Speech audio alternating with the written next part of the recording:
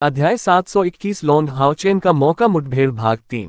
Chain जिडियन ने सिर हिलाया। 6 महान मंदिरों में से 3 उसके पक्ष में थे और एक तटस्थ था, इसलिए किसी निष्कर्ष पर पहुंचने के लिए जादूगर मंदिर से पूछने की भी आवश्यकता नहीं थी।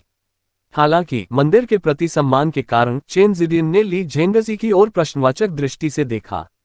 ली झेंगजी बहुत शांत रहे, जैसे कि उनके जादूगर मंदिर को डोमेन युद्ध में चौथा स्थान प्राप्त करने की उदासी से अप्रभावित रहे। रेफरी लीडर साथियों, सबसे पहले मैं आपके पिछले बयानों से सहमत हूं। हालांकि आशा की मन चमक ने इस डोमेन लड़ाई में कुछ तरकीबों का इस्तेमाल किया, लेकिन उन्होंने इसे अपनी ताकत से खींच लिया। लॉन्ग हाउ चेन के असाधारण लाइट गॉड डोमेन के बिना वे संभवतः इसे पूरा नहीं कर सकते थे। भले ही वे मंदिर के पुजारी के साथ शामिल नहीं हुए होते, फिर भी संभवतः वे अंतिम विजेता बन सकते थे। इसलिए इस मामले में कुछ और देखने की जरूरत नहीं है। ये देखकर कि ली झेंगजी ने आशा की मन चमक के लिए चीजों को कठिन बनाने का मौका खो दिया, लॉन्ग त्यानिंग मदद नहीं कर सकी, लेकिन एक चौंकाने वाली नजर प्रकट की। इसके अलावा मेरा एक सुझाव है, ली झेंगजी ने आगे कहा। प्रतिस्पर्धा इतनी आगे बढ़ गई है, अंतिम रैंकिंग के लिए और कुछ भी बड़ा बदलाव नहीं होगा। इसलिए मुझे लगता है कि टीमों में लड़ाई आयोजित करने की अब कोई आवश्यकता नहीं है। टीम की लड़ाई में कई लोग शामिल होते हैं और उपकरणों के उपयोग की भी अनुमति होती है। इससे बहुत आसानी से आकस्मिक चोटें लग सकती हैं। मंदिरों की भव्य सभा को वर्तमान रैंकिंग को समाप्त कर देना चाहिए। हालांकि मंदिरों की महान बैठक एक महत्वपूर्ण मामला है जो हर 10 साल में एक बार होता है। ये शैतानों का ध्यान आकर्षित करने के लिए भी बाध्य है। हम सभी अपने मंदिरों के शिखर पावरहाउस हैं, इसलिए जितना संभव हो उतना समय बचाना सबसे अच्छा होगा। इसलिए मुझे लगता है कि अगला सबसे महत्वपूर्ण मामला गठबंधन को तैयार करना और राक्षसों के खिलाफ भविष्य के जवाबी हमले की तैयारी करना होना चाहिए। ली झेंगजी के भाषण ने न केवल उपस्थित सभी लोगों को आश्चर्यचकित कर दिया। ली झेंगजी के बयान में निहित है कि जादूगर मंदिरों की इस महान सभा में अपनी लड़ाई छोड़ रहा था। यहां तक कि लॉन्ग त्यानिंग भी, जो उसे बहुत पसंद नहीं करती थी, हत्या के अलावा कुछ नहीं कर सकी। हाँ, ये ली झेंजी अभी भी जानती है कि कौन सी चीजें प्राथमिकता हैं। चेन जिडियन ने सिर हिलाया। मंदिरों की महान सभा हर 10 साल में एक बार होने वाली एक प्रतीकात्मक घटना है। चरणों की संख्या कम करना सभी मंदिरों की सहमति से होना चाहिए। कृपया वे सभी लोग अपना हाथ उठाएं जो बैठक का अंत पहले करने पर सहमत हैं। शांत दिखने वाले ली झेंगजी ने सबसे पहले अपना हाथ उठाया। इसके तुरंत बाद नाइट टेम्पल और डिम ग्लो ऑफ होप ने अपने हाथ उठाना जारी रखा। ये स्थिति सचमुच उनकी दृष्टि में सबसे आदर्श थी। योद्धा मंदिर के नेता कियू योगहाओ ने ली झेंगजी को देखा, अपना हाथ उठाया। वह ली झेंगजी के प्रति गुप्त प्रशंसा से भर गया। कब झुकना है ये जानना सचमुच एक सराहनीय गुण था। शेंग यू ने भी लॉन्ग हाउ चेन और कईयर की ओर सराहना करते हुए अपना हाथ उठाया। आखिरकार ये दोनों युवक मानवता के शिखर पर पहुंचे। पुजारी मंदिर की ओर से लिंग जियो और लिंग लाओ ने स्वाभाविक रूप से कोई विरोध नहीं दिखाया।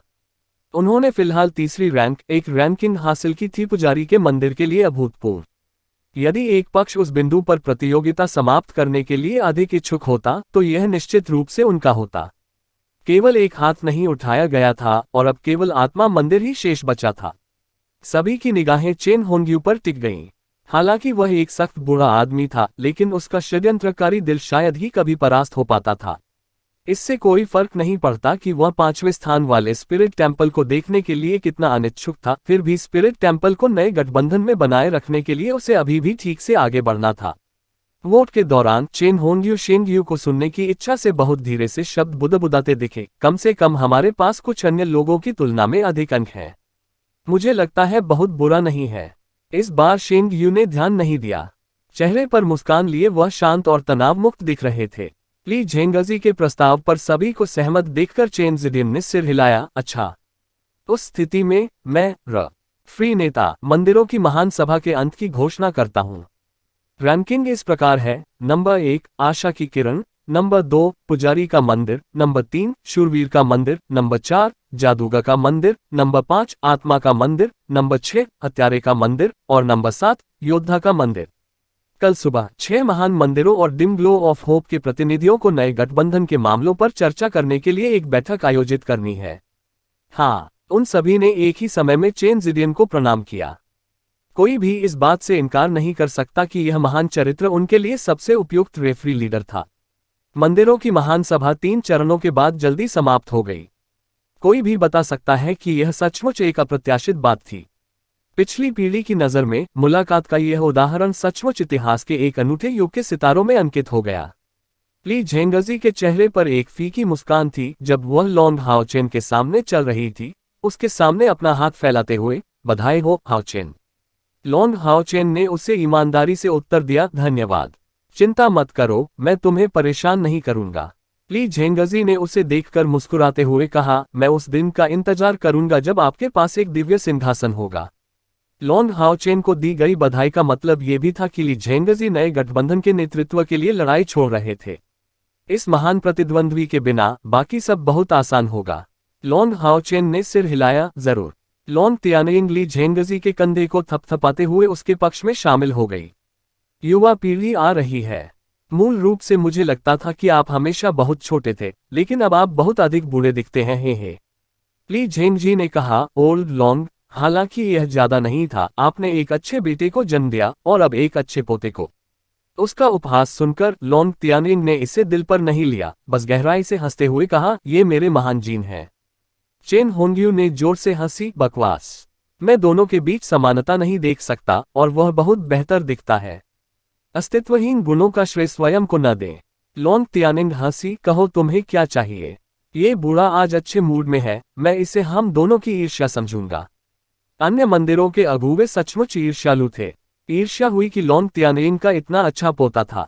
लॉन्ग हाओचेन ने जो क्षमता अभी प्रदर्शित की है और एक नया गठबंधन स्थापित करने की कगार पर है, वह वास्तव में नाइट टेम्पल को अधिकांश भाग के लिए पूर्ण नेता बना देगी। अगले 100 साल, यदि मानवता वास्तव में राक्षसों को हराने में कामयाब रही, तो ये स्थिति और भी मजबूत हो जाएगी। तो ये कहा जा सकता है कि लॉन्ग हाओचेन का अस्तित्व नाइट टेम्पल को नए गठबंधन की सत्तारूढ़ स्थिति में स्थापित करेगा। लॉन्ग हाओचेन ने नेताओं की ओर झुकाव किया, जबकि विनम्रतापूर्वक व्यक्त किया कि उनकी चैंपियनशिप उपलब्धियां सिर्फ भाग्य की बात थीं। मंदिरों की महान सभा समाप्त हो गई थी, लेकिन ये केवल नए मंदिर गठबंधन की शुरुआत थी। आगे जो आएगा वह और भी महत्वपूर्ण होगा। इस सत्र के शुरू होने से पहले 6 महान मंदिरों ने पहले परामर्श किया था, ये निर्धारित करते हुए कि नए गठबंधन में बदलाव के लिए तत्काल कार्रवाई की आवश्यकता होगी। 6000 वर्षों के बाद टेम्पल एलायंस और राक्षसों के बीच का अंतर अब उतना बड़ा नहीं रहा, लेकिन वे पवित्र युद्ध में केवल निष्क्रिय रूप से ही प्रहार क्यों कर सकते थे। ताकत एक कारक थी, लेकिन क्या उनकी ताकत में अंतर इतना बड़ा था? उत्तर अनिश्चित था। उनके इतने निष्क्रिय बने रहने का सबसे महत्वपूर्ण कारण उनकी आपसी नीतियां थीं। दानव शिकार दस्तों ने विभिन्न व्यवसायों को एकजुट करने के उपयोग का बार बार परीक्षण किया, लेकिन अब भी युद्ध की शुरुआत से अंत तक वोकेशन का संयोजन कभी नहीं हुआ था। इसका मुख्य बिंदु 6 महान मंदिरों की रणनीति में था। इस मामले को बातों ही बातों में सुलझाना संभव नहीं था, लेकिन गठबंधन में बुनियादी बदलाव की जरूरत थी। सच तो यह है कि कोई भी स्वयं को दूसरे के द्वारा पर्यवेक्षित देखने को तैयार नहीं था, लेकिन एक प्रमुख कारक ने आखिरकार सभी के बीच समझौता करा दिया, और वह था राक्षसों का अपार खतरा। 4 साल पहले पवित्र युद्ध ने टेम्पल अलायंस को उनके पास मौजूद राक्षसों की ताकत का सबसे बड़ा ज्ञान दिया था।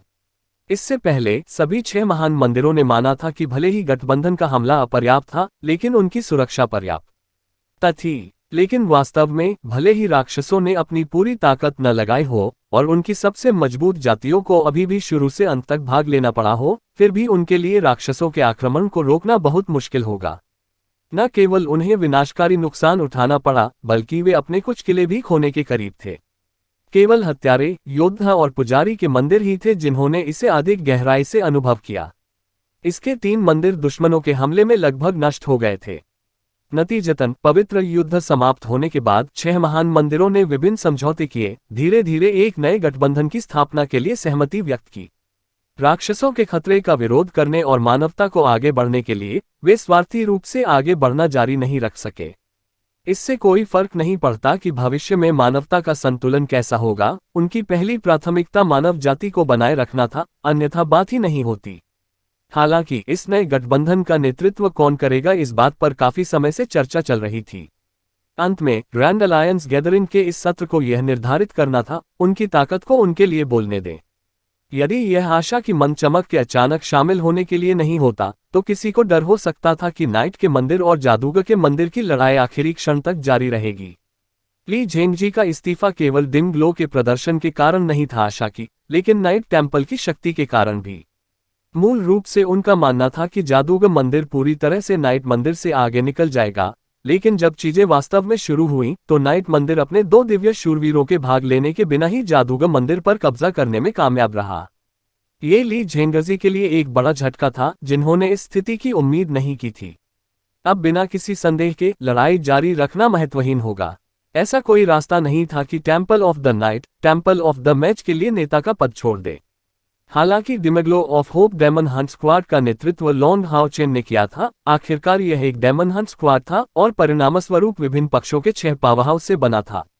ये युवा गठबंधन का नेतृत्व करने वाले भविष्य के स्तंभ होंगे, तो कम से कम प्रत्येक मंदिर के पास अपने रैंकों में एक अग्रणी व्यक्ति होगा। यही सबसे बड़ा कारण था कि चेन जिडियन चाहते थे कि लॉन्ग हाओ चेन का समूह वापस आए और इस छद्म लड़ाई में भाग ले। आशा की मंद चमक का प्रकट होना अचानक था, लेकिन गहन विचार के बाद सभी पक्षों ने अपना समर्थन दिया, जो सबसे कठिन परिणाम माना जा सकता था। अध्याय 722 संघ के अध्यक्ष भाग 1। एलायंस मुख्यालय में लौटते हुए शेष तैयारी कार्य को एक तरफ रखते हुए नए एलायंस की स्थापना के लिए मैच एक दिन में होना था। इसकी अवधि इस बात पर निर्भर करेगी कि 6 महान मंदिरों को आम सहमति पर पहुंचने में कितना समय लगेगा। लॉन्ग हाओ चेन अपने साथियों को वापस ले गए, लेकिन उन्होंने आराम नहीं किया, तुरंत रात तक जांच की। जैसा कि लॉन्ग हाओ चेन ने अनुमान लगाया था, ब्रदर हेज ड्रग्स विश्वसनीय बने रहे। जब बैठक का समय आया तो वह वापस आ गए। अब तुम वापस कैसे आ गए भाई? ड्रग्स मिल गया। मंदिरों की महान सभा पहले ही समाप्त हो चुकी है, क्या आप जानते हैं? चेन यंग रन ने खुद को लिन शिन के प्रति व्यक्त किया। लिन शिन की उस पर एक दुर्लभ गंभीर अभिव्यक्ति थी। मुझे इसकी जानकारी है कैप्टन, इन दिनों मैं दादाजी से पवित्र सूर्य शाप सीख रहा हूं, इसलिए। लॉन्ग हाओ चेन ने सिर हिलाया। हम सभी भाई हैं, आपको खुद को सही ठहराने की कोई जरूरत नहीं है। आप भी बैठिए, मैं आपको बैठक की उन परिस्थितियों के बारे में बताऊंगा जिन पर हम पहले चर्चा करते रहे हैं। शायद आपके पास कुछ अच्छे सुझाव होंगे। लॉन्ग हाओ चेन के सामने बैठने के बाद लिन शिन ने जवाब दिया, कैप्टन, मुझसे कहने से पहले मेरे पास कुछ है जो मुझे आपको बताना है। मेरी वापसी से पहले मंदिर के नेता ली झेंगजी मुझसे मिलने आए और उनके पास आपके लिए एक संदेश था। उन्होंने कहा कि जब चुनाव का समय आएगा, यदि हमारी आशा की किरण प्रत्येक मंदिर से केवल एक प्रतिनिधि को ले जाएगी, तो वह आपको अपना पूरा समर्थन देंगे। लॉन्ग हाओ चेन ने मुस्कुराते हुए कहा, टेम्पल लीडर ली ने वह रास्ता अपनाया जिसकी उन्हें उम्मीद थी। नए गठबंधन के गठन से कई चीजें बदल जाएंगी। कोई कह सकता है कि सबसे बड़ा पहलू वह लाभ है जो 6 महान मंदिरों में से प्रत्येक प्राप्त कर सकता है। अगर हम चाहते हैं कि सब कुछ ठीक रहे, तो सबसे पहली चीज जो हमें चाहिए वह है संतुलन बनाए रखना। आराम करो, मेरे पास एक योजना है। एक रात बीत गई और अगले दिन गठबंधन मुख्यालय ने एक बैठक बुलाई। जैसा कि पहले सहमति हुई थी, 6 महान मंदिरों में से प्रत्येक की भागीदारी में 36 लोग शामिल थे, जिनमें से सभी मंदिरों की महान सभा के प्रतियोगी थे। आशा और चे की मन चमक के अलावा एनजिडियन दानव शिकार दस्तों के 36 प्रतिनिधियों में से और राजा ग्रेड से ऊपर दानव शिकारियों के लिए 20 पद थे। इस प्रकार 7 पक्षों में विभाजित इस विशिष्ट सभा में 252 प्रतिभागी थे। ऊंचे मंच पर बैठने के लिए 10 से भी कम लोग योग्य थे। बाएं से दाएं बैठे थे योद्धा मंदिर के नेता कियू योगहाओ, हत्यारे मंदिर के नेता शेंग यू, मेज मंदिर के नेता ली झेंगजी, महान चेन जिडियन, आशा की किरण कैप्टन लॉन्ग हाओ चेन, नाइट टेम्पल के नेता यांग हाओहान, स्पिरिट टेम्पल के नेता चेन होंग्यू, साथ ही पुजारी मंदिर नेता लिंगजियो के रूप में। बैठने का क्रम उन लाभों का एक शानदार प्रदर्शन था जो लॉन्ग हाओ चेन के नेतृत्व में डिम ग्लिमर ऑफ होप को प्राप्त हुए थे। यदि यह इन असाधारण परिणामों के लिए नहीं होता, तो इस ट्रिब्यून पर बैठने के लिए उनके योग्य होने का कोई तरीका नहीं होता जब तक कि नाइट टेम्पल ने गठबंधन में उनकी पिछली स्थिति के आधार पर उन्हें अपने नए टेम्पल लीडर के रूप में पदोन्नत नहीं किया। मैच का एकमात्र प्रभारी वर्तमान टेम्पल अलायंस लीडर, एक नाइट टेम्पल लीडर, सुरक्षा और दया के दिव्य सिंहासन के वाहक और रक्षा और रणनीति के दिव्य नाइट यांग हाओहान थे। चूंकि हम सब इकट्ठे हुए हैं, तो आइए तुरंत यह मैच शुरू करें। यांग हाओहान की शांत आवाज पूरे मंच पर गूंजती रही, आसपास की सुविधाओं से बाधित नहीं हुई और सभी के कानों में स्पष्ट रूप से फैल गई। सबसे पहले मैं मंदिरों की इस महान सभा के लिए चैंपियन बनने में कामयाब होने के लिए आशा की मनचमक को बधाई देता हूं। फिर यांग हाओहान ने ताली बजाने की पहल की। उसके तुरंत बाद 6 महान मंदिरों के पावरहाउस और दानव शिकार दस्तों के प्रतिनिधियों ने पूरे कमरे को गर्मजोशी से तालियों से भर दिया। ये केवल युवा वर्ग की प्रशंसा नहीं थी, बल्कि सच्ची प्रशंसा थी। लॉन्ग हाओचेन अपनी दाहिनी मुट्ठी को अपनी छाती के बाईं ओर पटकते हुए खड़े हो गए और अपना आभार व्यक्त करने के लिए यांग हाओहान को झुकाने से पहले उपस्थित सभी लोगों को एक मानक सज्जन सलामी दी। यांग हाओहान ने कहा, न्याय की खातिर 6 महान मंदिरों और दानव शिकार दस्तों के दोनों पक्षों में 36 प्रतिनिधि होने चाहिए, जिनमें से प्रत्येक मंच पर बैठा हो। बहुत विचार विमर्श के बाद हमारा गठबंधन अंततः राक्षसों के खतरे के खिलाफ 6 महान मंदिरों की सेनाओं को एकजुट करने के लिए एक नया गठबंधन स्थापित करने के लिए आम सहमति पर पहुंच गया। मुझे पूछने दीजिए कि क्या कोई नए गठबंधन के संविधान को अस्वीकार करता है? यदि हाँ, तो अपने हाथ उठाएं। चारों ओर अपनी गरिमापूर्ण दृष्टि घुमाते हुए उन्होंने पुष्टि की कि किसी ने अपना हाथ नहीं उठाया, फिर जारी रखा, अच्छा, चूंकि कोई भी इसके खिलाफ नहीं है, इसलिए हम एक नए गठबंधन के बारे में चर्चा शुरू करने जा रहे हैं। इसके बाद मैं नए गठबंधन के संदर्भ और संविधान के बारे में विस्तार से बताऊंगा। टेम्पल एलायंस की स्थापना से लेकर अब तक इतिहास के 6000 से अधिक वर्ष बीत चुके हैं। 6000 वर्षों से हम राक्षसों के खिलाफ लड़ाई में ताकत जमा कर रहे हैं, धीरे धीरे पैर जमा रहे हैं। लेकिन जब हम सोच रहे थे कि हम आत्म संरक्षण की गारंटी देने के लिए पर्याप्त रूप से स्थिर हैं, या यहां तक कि एक कास्ट करने का मौका भी दे सकते हैं, राक्षसों के खिलाफ जवाबी हमला करते हुए उन्होंने सीधे हमारे चेहरे पर अपनी मुक्के मारे। मैं सोचता हूं कि हर किसी को यह अच्छी तरह से याद रखना चाहिए कि 4 साल पहले जो पवित्र युद्ध हुआ था, उस समय उन्होंने एलायंस को जो क्षति पहुंचाई वह वास्तव में विनाशकारी थी। लड़ाई में बड़ी संख्या में शक्तिशाली लोगों की मृत्यु हुई, और कोई यह कह सकता है कि यदि ये तथ्य नहीं होता कि दानव देवता सम्राट ने 3 सबसे मजबूत दानव कुलों का नेतृत्व नहीं किया होता, तो ये पवित्र युद्ध संभवतः विनाश का कारण बनता। गठबंधन लोगों को भयानक स्थिति में डाल रहा है। अब हम और भी बेहतर जानते हैं कि एलायंस की वर्तमान प्रकाश संरचना राक्षसों का मुकाबला करने के लिए अपर्याप्त है। यदि हम मनुष्यों के प्रत्येक व्यवसाय की सबसे बड़ी विशेषताओं को सामने नहीं ला सकते हैं, तो हम राक्षसों के खिलाफ इस लड़ाई में बढ़त हासिल नहीं कर पाएंगे।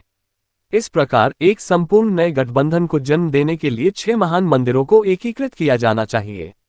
गठबंधन और राक्षसों के बीच संघर्ष के कारण हमें एक एकीकृत आवाज रखनी होगी और गठबंधन की सभी ताकतों को एकीकृत करना होगा, उन्हें एक राष्ट्र राज्य की तरह एक केंद्रीकृत शक्ति के तहत एक साथ लाना होगा। आदेशों को सटीक अनुपालन की आवश्यकता होगी, इसलिए 6 महान मंदिरों की हमारी शक्तियां हमारे दानव शिकार दस्तों की तरह सबसे बड़ी लड़ाकू शक्ति लाने के लिए हाथ मिला सकती हैं। तदनुसार मैंने निर्णय लिया है कि 6 मंदिरों की पूरी सरकार को एक केंद्रीकृत सरकार में बदलते हुए नए गठबंधन को टेम्पल यूनियन कहा जाना चाहिए। इसमें एक मंदिर संघ अध्यक्ष, 6 उपाध्यक्ष और 36 स्थायी परिषद सदस्य होंगे। कुछ महत्वपूर्ण मामलों के लिए केंद्रीय परिषद वोट द्वारा निर्णय लेगी, जिसमें प्रत्येक उपराष्ट्रपति के वोटों की गिनती 2 होगी और राष्ट्रपति के वोटों की गिनती 5 होगी। साथ ही राष्ट्रपति के पास वीटो शक्ति भी होगी। यदि सभी 6 उपाध्यक्ष सहमत हों या परिषद के 80% से अधिक सहमत हों, तो राष्ट्रपति को कदाचार के लिए पद से हटाया जा सकता है। गठबंधन को संघ में बदलना इन नियमों की तरह सभी को अनगिनत चर्चाओं के बाद 6 महान मंदिरों द्वारा अनुमोदित किया गया था। न्याय सुनिश्चित करने के लिए, साथ ही अत्यधिक केंद्रीकृत शक्ति की समस्या से बचने के लिए 6 मंदिरों के उच्च अधिकारी बहुत सिर खुजा रहे थे और अंततः बड़ी कठिनाई से इस एकीकृत निष्कर्ष पर पहुंचे। मंदिरों की महान बैठक के इस सत्र का सबसे महत्वपूर्ण बिंदु इस अध्यक्ष का चयन था। 6 महान मंदिरों की पिछली चर्चा के आधार पर जो मंदिर चैंपियनशिप प्राप्त करने में सक्षम होगा वह संघ के नेता को लाएगा। यही कारण था कि नाइट टेम्पल ने अपने सबसे मजबूत शूरवीर यांग हाओयू को आमंत्रित किया था, जो तब तक एकांत में प्रशिक्षण ले रहे थे। नए संघ की स्थापना के बाद संघ के अध्यक्ष के पास अत्यधिक अधिकार होंगे। हालांकि उसकी तुलना किसी सम्राट के राजशाही शासन से नहीं की जा सकती, फिर भी वह महान अधिकार वाला एक चरित्र होगा। इसके अलावा जिस मंदिर से यह संघ नेता आना चाहिए, उसे निश्चित रूप से लाभ होगा। इसीलिए लड़ाई इतनी भीषण थी। नए संघ की केंद्रीकृत बिजली व्यवस्था के खिलाफ कोई भी अपना हाथ उठाए। यांग हाओहान ने शांति से ये शब्द कहे। संघ से संबंधित बैठकें देर रात तक चली और 5 साल। तदनुसार यांग हाओहान का प्रश्न वास्तव में केवल एक औपचारिकता थी। जैसा कि अपेक्षित था, राय एकमत थी। यांग हाओहान ने सिर हिलाया, अच्छा।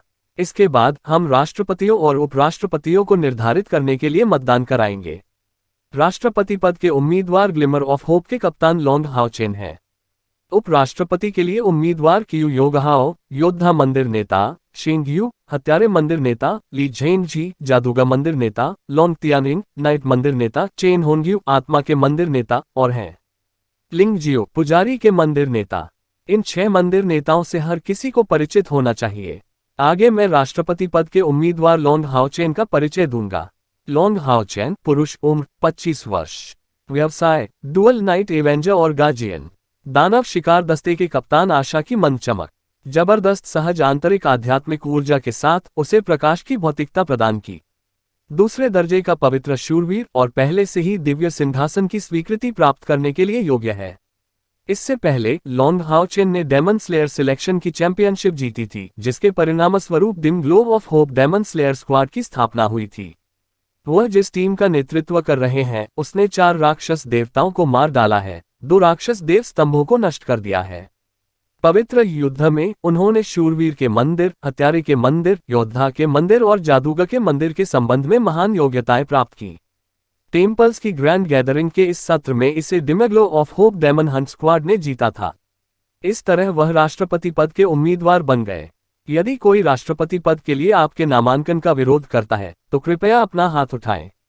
हालांकि उनमें से बहुत से लोग कुछ हद तक लोंग हाओचेन के बारे में जानते थे, लेकिन यांग हाओहान द्वारा लोंग हाओचेन के करियर का परिचय सुनकर, विशेष रूप से केवल 25 वर्ष का होने के बारे में, एक छोटा लेकिन तिरछा भाषण दिया।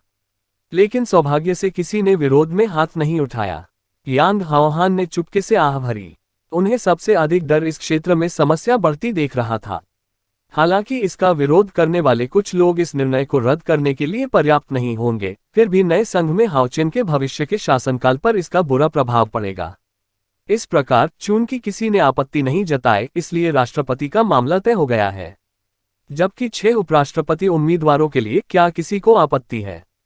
6 महान मंदिरों की शक्तियों ने अभी भी कोई प्रतिक्रिया व्यक्त नहीं की, लेकिन इसी क्षण कुछ अप्रत्याशित आया। मंच पर बैठे स्पिरिट टेम्पल लीडर चेन होंग्यू ने अचानक अपना हाथ उठाया। मुझे आपत्ति है। अध्याय 723 संघ के अध्यक्ष भाग 2। पिछले दिन की डोमेन लड़ाई के परिणामस्वरूप चेन होंग्यू ने पहले ही स्पष्ट असंतोष प्रदर्शित किया था।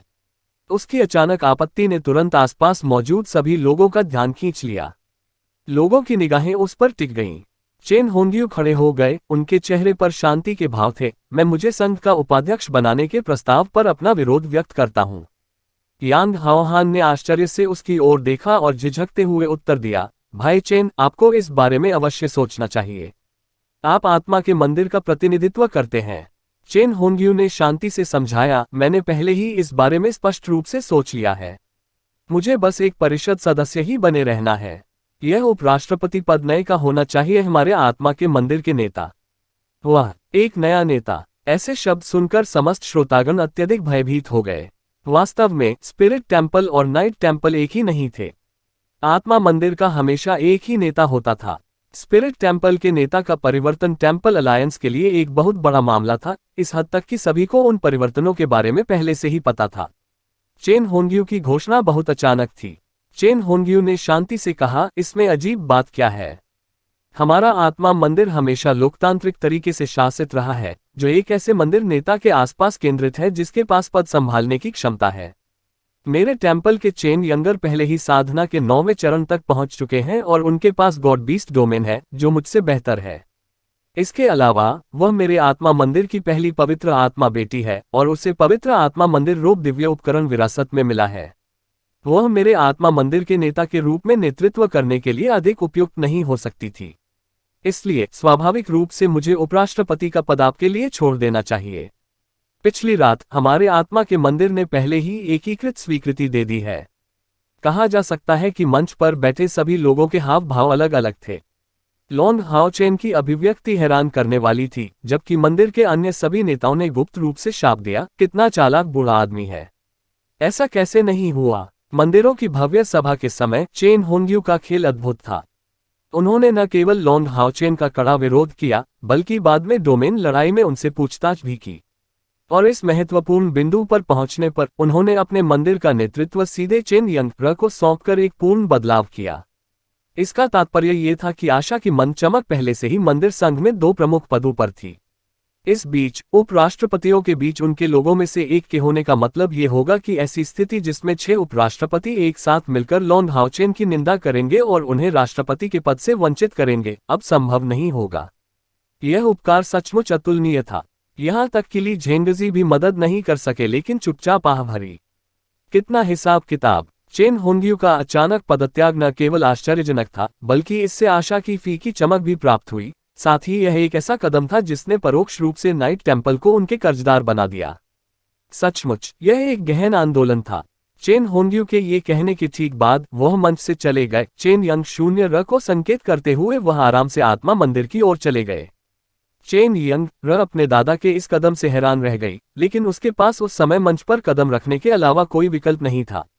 खुद को मजबूर करते हुए वह कई लोगों की घूरती निगाहों के बीच मंच पर चल गई। जैसे ही उसने पिछली चेन होंग्यू की सीट ली, इस पल में असंतुष्ट स्लेयर मंदिर के शेंग यू ने कहा, यह पुरानी बात है, आपने वास्तव में मुझसे पहले एक कदम उठाया था। उनका भी यही प्रस्ताव था। हत्यारे के मंदिर के हमारे नेता को पहले ही कयर से बदल दिया गया है। अपनी कुशलता साबित करने के लिए शब्दों की जरूरत नहीं है। सभी ने उसका शुद्धिकरण डोमेन देखा है, और इसके अलावा वह मृत्यु के देवता की उत्तराधिकारी है, जिसे उस समय संसार के वंशज के रूप में वही संसार आत्मा स्टोव प्रदान किया गया था। लेकिन उसके पास है, और एन कुछ अर्थों में बाद वाले से आगे निकल गया। जब से उसने अपनी युवावस्था में यह विरासत संभाली, वह पहले से ही हमारे हत्यारे के मंदिर के उत्तराधिकारी के रूप में स्थापित हो चुकी है। कईर, ऊपर आओ। अब से आप हत्यारे के मंदिर के नेता हैं और मेरे स्थान पर उपराष्ट्रपति के लिए हत्यारे के मंदिर के उम्मीदवार हैं। लॉन्ग हाओचेन वास्तव में शेंग यू के प्रस्ताव के बारे में उतना आश्चर्यचकित नहीं था। आखिरकार अब काफी समय हो गया है जब शेंग यू ने व्यक्त किया था कि वह कयर को अपना पद लेने देगा। इस प्रकार कयर ऊपर चला गया। होप्स डिम ग्लो के सदस्यों से मंच पर 3 स्थानों को भरने में केवल एक पल लगा। यांग हाओहान ने घोषणा की, इस प्रकार हम बैठक जारी रखेंगे। क्या कोई अन्य आपत्तियां हैं? ये पूछते समय उसे यह आशा नहीं थी कि वास्तव में कोई उत्तर मिलेगा। योद्धा मंदिर के नेता कियू योगहाओ अचानक खड़े हुए और घोषणा की, मैं पहले से ही बूढ़ा हूं और बहुत अच्छा नहीं हूं। मेरे नेतृत्व में मंदिरों की महान सभा के इस सत्र में योद्धा के मंदिर का इतिहास में सबसे खराब परिणाम आया है। वास्तव में मेरे पास मंदिर नेता के रूप में कार्य करने के लिए कोई शेष चेहरा नहीं है। मैंने कल रात ही हमारे बाकी प्रतिनिधियों के साथ इस मामले पर चर्चा की थी, और आज योद्धा मंदिर के नेता की सीट युवा पीढ़ी के लिए छोड़ दी जानी चाहिए। मुझे आशा है कि आपके नेतृत्व में योद्धा के मंदिर का राक्षसों का विरोध करके संघ में उज्ज्वल भविष्य होगा। युवान कृपया ऊपर आए। वह मैं कियू योगहाओ के चेहरे की ओर इशारा करते हुए भाव को देखकर वांग युवान एक पल के लिए अभिभूत होने से खुद को नहीं रोक सकी। कियू योगहाओ ने मुस्कुराते हुए कहा, आपके अलावा और कौन है? या मुझे यह न बताएं कि क्या आपको लगता है कि हमारे योद्धा मंदिर की युवा पीढ़ी में कोई और है जो आपसे मुकाबला कर सकता है? मैंने आपके द्वारा किए गए सभी प्रयासों को व्यक्तिगत रूप से देखा है। दुनिया को युवाओं के लिए छोड़ देना चाहिए। इतना कहकर वह अपनी मूल स्थिति से उठ गया। इस समय मंच पर हर कोई सचमुच बता सकता था कि वे आश्चर्य से स्तब्ध थे। मूल उत्तराधिकारी और परपोती होने के कारण शेंग यू ने अपना स्थान कयर को दे दिया। जहां तक चेन होंग्यू की बात है, हालांकि यह घोषणा अचानक हुई थी, मूल रूप से आत्मा मंदिर में चेन यंगर की स्थिति पहले से ही हत्यारे मंदिर में कयर के बराबर थी। लेकिन योद्धा के मंदिर में ये वास्तव में कहा जा सकता है कि कियू योगहाओ का वांग युवान से कोई संबंध नहीं था, जो दानव कातिल बनने के बाद योद्धा के मंदिर में कभी नहीं लौटा था। और फिर भी उस सटीक क्षण में योद्धा के मंदिर के भविष्य के नेतृत्व को छोड़ने का उनका दृढ़ निर्णय अटल था। कियू योगहाओ के मन में यह कोई अचानक आया विचार नहीं था। वांग युवान की वापसी के साथ जब वह उसकी तलाश में आया था, जब उसने 9वें चरण तक पहुंचकर ताकत का प्रदर्शन किया, तो कियू योगहाओ के मन में पहले से ही ऐसे विचार थे। लॉन्ग हाओचेन या कयर की तुलना में वांग युवान में शायद थोड़ी कमी हो सकती है, लेकिन भविष्य में वॉरियर टेम्पल में कोई भी उसकी बराबरी नहीं कर सकता। यहाँ तक कि आशा की धुंधली किरण में भी उनकी रैंकिंग सर्वोच्च थी। वह पहले से ही एक डोमेन रखने वाले पावरहाउस थे। आशा की मंद किरण का हिस्सा होने की उसकी मूल स्थिति के साथ योद्धा के मंदिर का प्रतिनिधित्व करने के लिए कोई भी अधिक उपयुक्त नहीं था। कियू योगहाओ को वांग युवान के चरित्र की जबरदस्त समझ थी, और इस तरह उनका मानना था कि वांग युवान के बाद वह मंदिर के प्रमुख के रूप में सफल होंगे। डेल ग्यूरेरो निश्चित रूप से उनके भविष्य में योगदान देंगे। उनकी निगाहों के नीचे वांग युवान मंच की ओर बड़े कदम उठाते हुए उठ खड़ा हुआ। जब वह कियू योगहाओ के सामने पहुंची तो उसे पता ही नहीं चला कि उसकी आंखें लाल हो गई हैं। दादाजी कियू, मैं। कियू योगहाओ ने अपन कंधे को थपथपाते हुए एक और मुस्कान बिखेरी, शब्दों की जरूरत नहीं है। मैं यह आपके लिए नहीं बल्कि हमारे योद्धा के मंदिर के भविष्य के लिए कर रहा हूं। मुझे विश्वास है कि आप अवश्य अच्छा करेंगे। ऐसा कहने के बाद उन्होंने व्यक्तिगत रूप से अपनी पिछली कुर्सी खींची और वांग युवान को हल्के से उसमें धकेल दिया। अपने दिमाग से बोझ उतारते हुए उसने मंच को नीचे कर दिया और योद्धा के मंदिर के पावर हाउसों के बीच बैठने के लिए चली गई। उपराष्ट्रपति पद के उम्मीदवारों में सचमुच हुए इतने बड़े बदलाव। बैठक का कार्यभार संभाल रहे यांग हाओहान को बहुत आश्चर्य हुआ, लेकिन इसके बावजूद बैठक जारी रखनी पड़ी। सौभाग्य से इन परिवर्तनों का शेष प्रक्रिया पर कोई प्रभाव नहीं पड़ा। बाकी चुनाव असाधारण रूप से शांतिपूर्ण रहा। लॉन्ग हाओचेन बिना किसी समस्या के टेम्पल यूनियन के पहले अध्यक्ष बने, जबकि उपाध्यक्ष लॉन्ग त्यानिंग, ली झेंगजी, लिंगजियो के, चेन यंग र और वांग युवान थे। आशा की मंद किरण वास्तव में इनमें से 4 उच्च पदों पर आसीन थी। किसी के भी आपत्ति न करने का कारण ये था कि प्रस्तावित पक्ष मंदिर के नेता थे, साथ ही वह शक्ति भी थी जो मंदिरों की भव्य सभा में आशा की मंद चमक ने प्रदर्शित की थी। लॉन्ग हाओचेन के, एर, चेन यांग र और वांग युवान सभी डोमेन असर वाले पावर हाउस थे। इन युवा शक्तियों के नेतृत्व में होने से निस्संदेह उनके संबंधित मंदिरों पर बहुत अच्छा प्रभाव पड़ेगा। राष्ट्रपति और उपराष्ट्रपति चुने जाने के बाद 6 महान मंदिरों के बीच 36 प्रतिनिधियों को चुनने के लिए चुनाव हुआ, जिसमें राष्ट्रपति और उपराष्ट्रपति को गिनती से बाहर रखा गया। यह मंदिरों के लिए एक स्वीकार्य परिणाम था कि लॉन्ग हाओचेन मंदिर संघ के पहले अध्यक्ष बने। ऐसे में बाकी मैच भी सुचारू रूप से आगे बढ़ा। महज 2 घंटे में पूरा चुनाव संपन्न हो गया। यांग हाओहान ने घोषणा की, चुनाव खत्म हो गया है। संघ अब हमारे नागरिकों को सूचित करेगा। ऐसा करने का इरादा रखते हुए 1 महीने के भीतर पूरी मानवता को संघ की स्थापना के बारे में पता चल जाएगा। साथ ही संघ को भी बहुत काम करना है। 6 महान मंदिरों का एकीकरण सबसे बुनियादी मामला है। आगे हमारे मंदिर संघ के प्रथम अध्यक्ष को कुछ शब्द कहने होंगे। लॉन्ग हाओचेन ने बाकी 6 महान मंदिरों के प्रति अपना अभिवादन भेजने से पहले यांग हाओहान की ओर सिर हिलाया। इसके बाद उन्होंने स्पष्ट स्वर में घोषणा की, मैं सम्मानित महसूस कर रहा हूं कि आपने मुझे अपना पहला केंद्रीय अध्यक्ष चुना। मैं अपने कंधों पर बहुत भारी बोझ महसूस कर सकता हूं। जैसा कि गठबंधन नेता यांग ने कहा, पिछले अध्यक्ष के स्थान पर हर 10 साल में एक नए संघ अध्यक्ष का चुनाव होगा। हो सकता है कि हमारे नए संघ की वर्तमान प्रणाली अभी तक सही नहीं है, लेकिन मुझे लगता है कि भविष्य में इसमें निश्चित रूप से सुधार होगा। संघ की स्थापना के बाद सबसे महत्वपूर्ण मामला हमारे 6 मंदिरों की शक्तियों का एकीकरण है, ताकि शैतानों के लिए मुकाबला बन सके। हमारे अधिकांश अगले प्रयास उसी पर केंद्रित होंगे। आपके अध्यक्ष के रूप में मैं गारंटी दे सकता हूं कि अपने कार्यालय के 10 वर्षों के भीतर मैं निश्चित रूप से लॉन्च करूंगा। वह राक्षसों के खिलाफ जवाबी हमला करेगा और हम उस भूमि को पुनः प्राप्त करना शुरू कर देंगे जो हमसे छीन ली गई है। मेरा जीवन अंधकार से लड़ने के लिए संघ का नेतृत्व करने और 6000 वर्षों के अंधकार युग को समाप्त करने के लिए समर्पित होगा। अध्याय 724 संघ के अध्यक्ष भाग 3। लॉन्ग हाओचेन का भाषण जोरदार था। उनकी आवाज भारी नहीं थी, लेकिन उसमें आत्मा की दृढ़ता का एहसास था। उसे सुनकर 6 महान मंदिरों के वर्तमान शक्तिशाली लोगों को लगा कि एक और पवित्र युद्ध होने वाला है।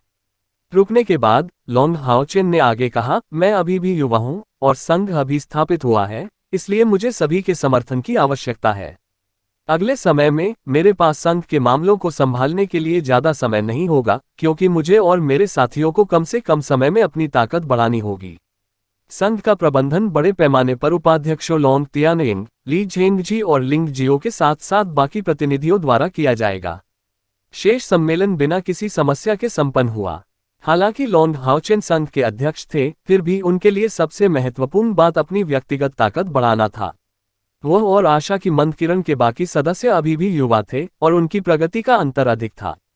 लॉन्ग हाओचेन को कुछ मामले संभालने थे। पहला था अपने स्वयं के दिव्य सिंहासन को प्राप्त करने का प्रयास करना। उसे एक दिव्य सिंहासन मिलना चाहिए, जिससे न केवल उसकी खेती को बहुत लाभ होगा, बल्कि उसकी प्रतिष्ठा भी बढ़ेगी। फिर हाओयू की विकास समस्या आई। पर्पल गोल्डन हाओयू तलवार की शक्ति ने उसे हाओयू के विकास के महत्व का एहसास कराया। 6 सिरों वाला हाओयू पहले से ही इतना शक्तिशाली था, अगर यह 8 सिरों वाले राज्य में विकसित हुआ तो इसकी ताकत कई गुना बढ़ जाएगी। समय आने पर शायद हाओ चेन के पास हाओयू की सहायता से दानव देवता सम्राट से मुकाबला करने की क्षमता होगी। मैच सुचारू रूप से आगे बढ़ा और 6 महान मंदिरों का एकीकरण मुख्य समस्या थी जिससे निपटा जाना था। सबसे पहले 6 महान मंदिर पवित्र शहर में इकट्ठा होने और सभी को एक साथ प्रशिक्षित करने के लिए अपने पावरहाउस की एक शाखा भेजने जा रहे थे। वितरण में 4000 योद्धा, 1000 शूरवीर और 500 हत्यारे, जादूगर, सम्मानकर्ता और पुजारी थे। इसे संघ सेना कहा जाएगा। प्रत्येक सेना 6 महान मंदिरों की 7000 शक्तियों के अलावा कुल मिलाकर लगभग 50,000 अतिरिक्त 40,000 शक्तियों से बनी होगी। सबसे पहले 2 सेनाओं की स्थापना की जाएगी, प्रथम संघ सेना और दूसरी संघ सेना के नाम से। एकीकृत प्रशिक्षण और एकीकरण प्रक्रियाओं से गुजरने के बाद उन्हें कमजोर साउथ माउंटेन पास और एक्सोर्सिस्ट माउंटेन पास की सुरक्षा की जिम्मेदारी के साथ सीधे सीमा पर छोड़ दिया जाएगा। इसके बाद 6 महान मंदिरों की कई शक्तियों को एकीकृत करने के लिए स्थानांतरित किया जाएगा, जब तक कि मंदिर गठबंधन के 6 महान मंदिरों की सेनाएं संघ की सेनाओं में एक इकाई नहीं बन जाती। 6 महान किलों को पहले की तरह 6 मंदिरों द्वारा अलग अलग अस्थायी रूप से संरक्षित किया जाने वाला था। आखिरकार 6 ताकतवरों की ताकतें गहरी जड़ें जमा चुकी थीं। यद्यपि संघ की स्थापना हो गई, परंतु ये बहुत उग्र भी नहीं हो सका। उन्हें स्थानांतरित करने की आवश्यकता थी एक परिवर्तन प्रक्रिया के माध्यम से, इसलिए 6 महान मंदिरों के अभ्यासकर्ताओं की पहली शाखा 1 वर्ष के भीतर आएगी, ताकि धीरे धीरे 6 महान मंदिरों की अवधारणा को कमजोर किया जा सके। पूरी प्रक्रिया में निश्चित रूप से बहुत समय की आवश्यकता होगी। 6 महान मंदिरों के अभ्यासकर्ताओं के साथ साथ जनता को नए संघ को स्वीकार करने के लिए एक लंबी प्रक्रिया की आवश्यकता होगी। हालांकि राक्षसों के खतरे के अस्तित्व के आधार पर 6 महान मंदिरों की शक्तियों के एकीकृत प्रयासों के कारण इसमें इतना समय नहीं लगेगा। जैसे ही टेम्पल यूनियन पूरी तरह से एक एकजुट शक्ति के रूप में पुनर्गठित हो गया, यही वह समय था जब यूनियन ने राक्षसों के खिलाफ जवाबी हमला शुरू करने की योजना बनाई। सम्मेलन संतोषजनक ढंग से समाप्त होने के बाद लॉन्ग हाओ चेन ने तुरंत अगले दिन नाइट टेम्पल की यात्रा करने के लिए पवित्र शहर छोड़ने की इच्छा व्यक्त की।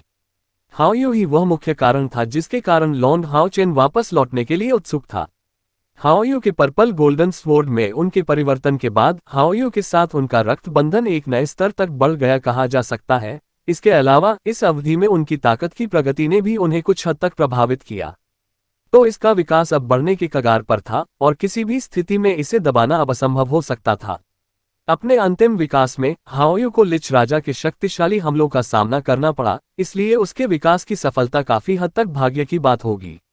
साथ ही उनकी मुठभेड़ों के पैटर्न के आधार पर हाओयू के लगभग सभी विकासों ने दुश्मनों का ध्यान आकर्षित किया था, जो केवल और अधिक मजबूत होता गया। चूंकि इस बार यह 6 सिरों से 8 सिरों तक विकसित होगा, इसमें न केवल अधिक समय लगेगा बल्कि यह और भी मजबूत दुश्मनों का ध्यान आकर्षित करेगा। लॉन्ग हाओ चेन ने वास्तव में अपने गार्ड को नीचा दिखाने की हिम्मत नहीं की। केवल एक गलती से हाओयू एक निराशाजनक स्थिति में पहुंच सकता है, इसलिए उन्हें पूरी तैयारी करनी पड़ी। सबसे बड़ी बात थी अपनी ताकत बढ़ाना। हाओयू की गुप्त रैंकिंग के कारण लॉन्ग हाओ चेन 6 महान मंदिरों की शक्ति उधार लेने में असमर्थ था और केवल अपने उपकरणों पर भरोसा करने में सक्षम था। एक हल्के उपयोगकर्ता के रूप में ये स्पष्ट रूप से वह सदस्य था जिसकी ताकत बढ़ाना सबसे महत्वपूर्ण था। यदि वह दिव्य सिंहासन प्राप्त कर सका तो उसकी स्थिति पर बेहतर पकड़ होगी। वह तुरंत नाइट टेम्पल की ओर न जाने का कारण ये था कि उनके पास एक और महत्वपूर्ण मामला था जिसे उन्हें हल करना था। संघ के अध्यक्ष के रूप में उभरने के बाद लॉन्ग हाओ चेन की स्थिति पूरी तरह से अलग हो गई। वे अब नाइट टेम्पल में नहीं रहते थे, बल्कि मुख्यालय के उच्च श्रेणी के रहने वाले क्वार्टरों में रहते थे। हालांकि पिछले टेम्पल एलायंस के प्रशासनिक क्षेत्र की ऊपरी मंजिल छोटी थी, फिर भी यह 1000 वर्ग मीटर से अधिक थी। इसे अब संघ के अध्यक्ष का प्रशासनिक तल कहा जाना चाहिए। पूरे क्षेत्र को कई क्षेत्रों में विभाजित किया गया था, बड़े कार्यालय, हॉल, खेती के लिए एक विशेष क्षेत्र, एक पोशाक और हरित क्षेत्र। हालांकि इसमें कोई फैंसी सजावट नहीं थी, फिर भी यह एक बहुत ही सुंदर डिजाइन था। लॉन्ग हाओ चेन को एक तरफ रख दें तो उसके पूरे दानव शिकार दस्ते को भी वह बहुत बड़ी जगह मिल गई। चलो हम सब यही रात्रि विश्राम करें, हम कल सुबह टेम्पल ऑफ द नाइट के लिए प्रस्थान करेंगे। लॉन्ग हाओ चेन ने इसकी घोषणा की। आपका समूह? हान यू ने पूछा, क्या ये ठीक है कि पहले आपके राष्ट्रपति की मुहर लगने का इंतजार न किया जाए? राष्ट्रपति लॉन्ग हाओचेन ने एक कड़वी मुस्कान के लिए मजबूर किया, बस मुझे कैप्टन कहो। ये सुनना असहज लगता है कि वे मुझे राष्ट्रपति कहते हैं। डिम ग्लिमर ऑफ होप की 7 लोगों की मूल टीम को अध्यक्ष का पद, 3 को उपाध्यक्ष का पद मिला और अन्य 3 परिषद के सदस्य बन गए। जबकि झांग फैनफैंग, यांग वेंझाओ और डुआन यी ने नाइट टेम्पल के लिए परिषद की सीटें ले ली। जाहिर तौर पर वे अपने भावी उत्तराधिकारियों को तैयार करने के लिए पहले से ही तैयारी कर रहे थे। कोई कह सकता है कि मंदिरों की इस भव्य सभा का सबसे बड़ा विजेता नाइट टेम्पल था। हालांकि आशा की किरण के कप्तान के रूप में हाओचेन संघ के अध्यक्ष बन गए थे, लेकिन अंत में वह एक शूरवीर भी थे। उनके दादा और पिता सभी नाइट टेम्पल डिवाइन नाइट्स के प्रमुख व्यक्ति थे। इसके साथ ही नाइट टेम्पल के साथ उनका रिश्ता संभवतः समय के साथ कम नहीं हो सका। इसके अलावा लॉन्ग हाओचेन के अलावा उनकी टीम के हान यू, झांग फैनफैंग, यांग वेंझाओ और डुआन यी सभी वास्तव में अपनी युवा पीढ़ी के असाधारण पावरहाउस थे। हान यू और झांग फैनफैंग साधना के 9वें चरण को पार कर चुके हैं और यांग वेंझाओ और डुआन यी 8वें चरण के शिखर पर हैं। यहां तक कि अकेले अपनी ताकत के दम पर वे नाइट टेम्पल द्वारा परिषद सदस्य नियुक्त किए जाने के योग्य थे। आखिरकार वे अभी भी युवा थे।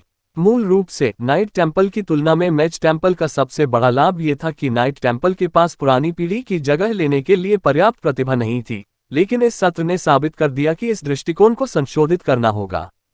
पुरानी पीढ़ी से कार्यभार संभालने वाले 5 महान युवा शूरवीरों की उपस्थिति ने उनके भविष्य के लिए उम्मीदें बढ़ा दी।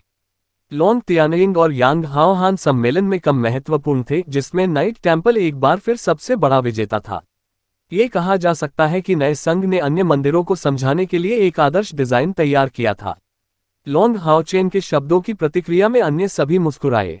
एक दूसरे को देखकर उन्हें अभी भी एक अजीब सा एहसास हो रहा था। वे अपनी नई स्थिति के अभ्यस्त नहीं थे, लेकिन वे सभी बिना किसी संदेह के जानते थे कि इस सम्मेलन की तरह मंदिरों की महान सभा से गुजरने के बाद संघ के भीतर उनके पद और कर्तव्य पूरी तरह से अलग हो गए थे। विशेष रूप से लॉन्ग हाओचेन पहले से ही सभी राक्षसों के विनाश का नेतृत्व करने की भारी जिम्मेदारी निभा रहा था। लॉन्ग हाओचेन ने झांग फैनफैंग, यांग वेंझाओ और डुआन यी ब्रदर्स झांग, यांग और डुआन के प्रति गवाही दी। वे तीनों लंबे समय से आशा की मंद चमक का अनुसरण कर रहे हैं। मैच पास करने के बाद उन्हें हमारी टीम का हिस्सा माना जा सकता है। इस प्रकार वे भी आशा की किरण नियमों के अधीन होंगे। हमारे दानव शिकार दस्ते ने हमेशा हमारे योगदान को समान रूप से विभाजित करने के नियम का पालन किया है। अब जब हम वापस आ गए हैं तो कृपया अपने योगदान अंक प्रदान करें। वे तीनों थोड़ा आश्चर्यचकित थे। लॉन्ग हाओचेन की मांग बहुत सरल थी, लेकिन चूंकि उनके स्पष्टवादी स्वभाव को देखते हुए ये थोड़ा अजीब लग रहा था, इसलिए उन तीनों को काफी अजीब लग रहा था। लेकिन उन्होंने इस पर ज्यादा विचार नहीं किया और अपनी बात मनवा ली। उन्हें लॉन्ग हाओचेन के योगदान बिंदु टोकन में स्थानांतरित करने के लिए योगदान। दरअसल ये no diamond hunt squad captain हुआ करते थे। हालांकि पिछले कुछ वर्षों में उन्होंने जो योगदान अंक जमा किए थे, उनकी तुलना डिम ग्लो ऑफ होप के सदस्यों की गिनती से नहीं की जा सकती, फिर भी यह कोई छोटी संख्या नहीं थी। चेन यंग र ने प्रतिक्रिया में कहा, आप उन्हें परेशान नहीं कर सकते कैप्टन। लॉन्ग हाओचेन मुस्कुरा दी और कुछ नहीं कहा। इसके बजाय लिन शिन ने हंसते हुए कहा, ऐसा लगता है कि छोटी लड़की अपने पंख फैला रही है, अब वह अपने आदमी का बचाव कर रही है। चेन यंग र ने बड़े गुस्से से जवाब दिया, तुम लड़की हो भाई, ड्रग्स मिल गया, तुम पिटाई चाहते हो। क्या आप उस समय के बारे में भूल गए जब मैंने आपको तब तक पीटा जब तक आप पूरी तरह से फूल नहीं गए? लिन शिन ने खर्राटे भरते हुए कहा, मुझे ऐसी कोई बात याद नहीं है। कैयर पहले से ही अपने पैरों पर खड़ी थी, हाओचेन के ठीक बगल में। क्या अब हम चले? उसने लॉन्ग हाओचेन के इरादे को समझ लिया था और केवल उसे ही इसका उद्देश्य पता था जब उसने उन तीनों से योगदान अंक एकत्र किए। लॉन्ग हाओचेन ने सिर हिलाया, चलो अब चलते हैं। हम कल भोर में निकलेंगे, इसलिए इन मामलों का पहले ही निपटारा कर लें। रात हो चुकी है, लेकिन हमारे पास पर्याप्त समय होना चाहिए। चेन यंग र ने रोते हुए चेहरे के साथ लॉन्ग हाओचेन की ओर देखा, आप किस बारे में बात कर रहे हैं चीफ? हमने सम्मेलन पूरा कर लिया है, तो अब हमें और क्या करना है? जवाब में वह मुस्कुराया, एक ऐसी जगह है जहां हम लंबे समय से नहीं गए हैं और यह काफी आरामदायक होनी चाहिए। आओ चलें। गंजे पुजारी सिमा जियान की आंखें अचानक चमक उठी, मुझे पता है, दानव हंट स्क्वाड लेनदेन केंद्र। लॉन्ग हाओचेन ने सिमा जियान को अपना अंगूठा ऊपर दिखाया, चतुर। अब जाने का समय आ गया है। अध्याय 725 आशा की मंद चमक से उपकरण परिवर्तन भाग 1। सिमा जियान का बयान सुनकर पूरे समूह की आंखें चमक उठी। सत्य, वे काफी समय से ट्रांजैक्शन सेंटर नहीं गए थे। इतने वर्षों के बाद उनके पास उपयोग के लिए लाखों योगदान बिंदु एकत्रित हो गए थे। कैप्टन, हम। यांग वेंझाओ का चेहरा लाल हो गया, स्पष्ट रूप से भावनाओं से भरा हुआ।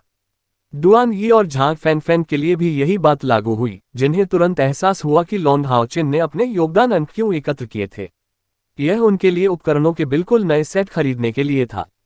लॉन्ग हाओचेन के व्यक्तिगत चरित्र को देखते हुए वह उनसे जो भी खरीदेगा वह निश्चित रूप से उसके योगदान अंकों से अधिक होगा। ये स्पष्ट रूप से था क्योंकि वह इस बात से चिंतित थे कि वे वर्तमान को अस्वीकार कर देंगे, इसलिए उन्होंने अपने शब्दों को तैयार किया। इस प्रकार उन्होंने Demeglo of Hope Demon Hunt Squad के बाकी सदस्यों के समान उपचार के हिस्से के रूप में उन्हें अपने योगदान अंक सौंपने के लिए कहा। इस तरह आपकी खरीदारी को आपके स्थान पर चलाना ही अपेक्षित होगा।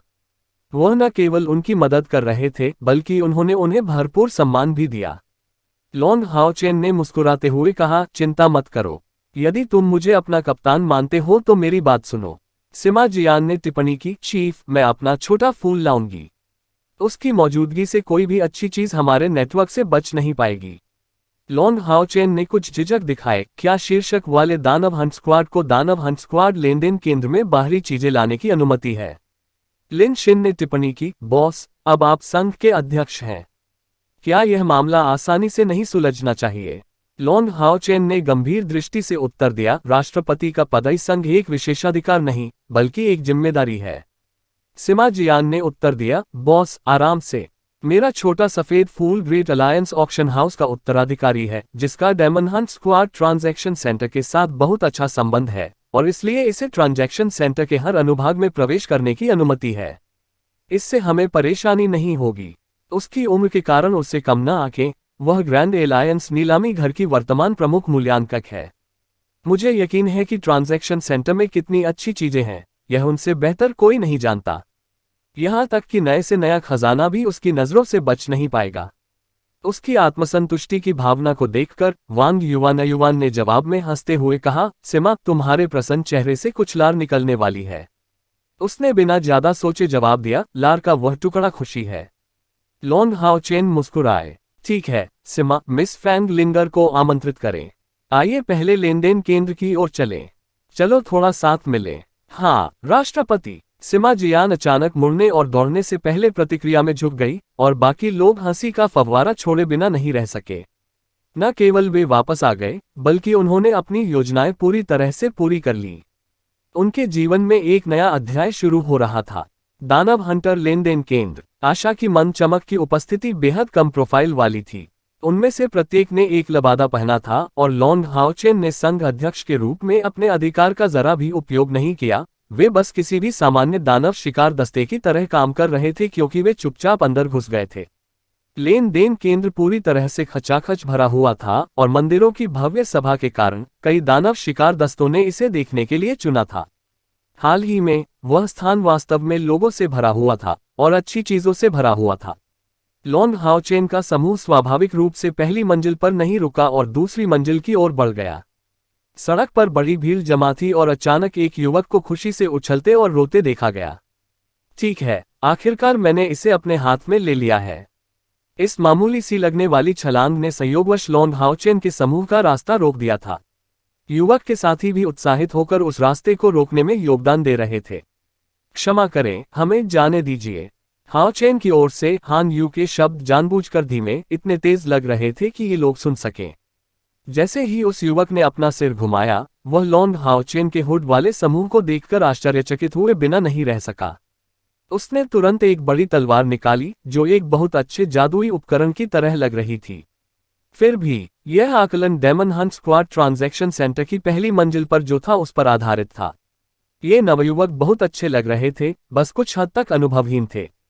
जब उन्होंने देखा कि इस समूह को न केवल नकाब पहनाया गया था बल्कि उनका सिर भी झुका हुआ था, तो वे जिज्ञासा प्रकट करने से खुद को नहीं रोक सके। क्या वे भी राक्षस शिकारी हैं? हम दानव शिकार दस्ते प्रतियोगिता के नव चैंपियन दानव शिकार दस्ते हैं। नंबर 1 सैनिक ग्रेड दानव शिकार दस्ते हैं। युवक के बगल में एक लड़की गर्व से बोली। युवक ने उस पर नजर डाली, क्या दिखावा कर रहे हो? फिर उसने माफी मांगते हुए हॉर्न यू की ओर सिर हिलाया और जल्दी से एक तरफ चला गया। आपका समूह soldier grade number 1 Demon Hunt Squad का शीर्षक सुनकर डिम ग्लो ऑफ होप के हुड वाले सदस्य अपना सिर उठाने से खुद को नहीं रोक सके। नंबर 1 सैनिक रैंक क्या घरेलू नाम है। 10 साल पहले वो उसका था। इन युवाओं को देखकर उनके दिलों में तरह तरह की भावनाएं हिलोरे ले रही थीं। एक पल के लिए रुकने के बाद समूह को दूसरी मंजिल पर ले जाने से पहले लॉन्ग हाओचेन इन युवा दानव कातिलों की ओर मुस्कुराए। सैनिक grade number 1 Demon Hunt Squad के जूनियर्स इस मुस्कुराहट से परेशान थे।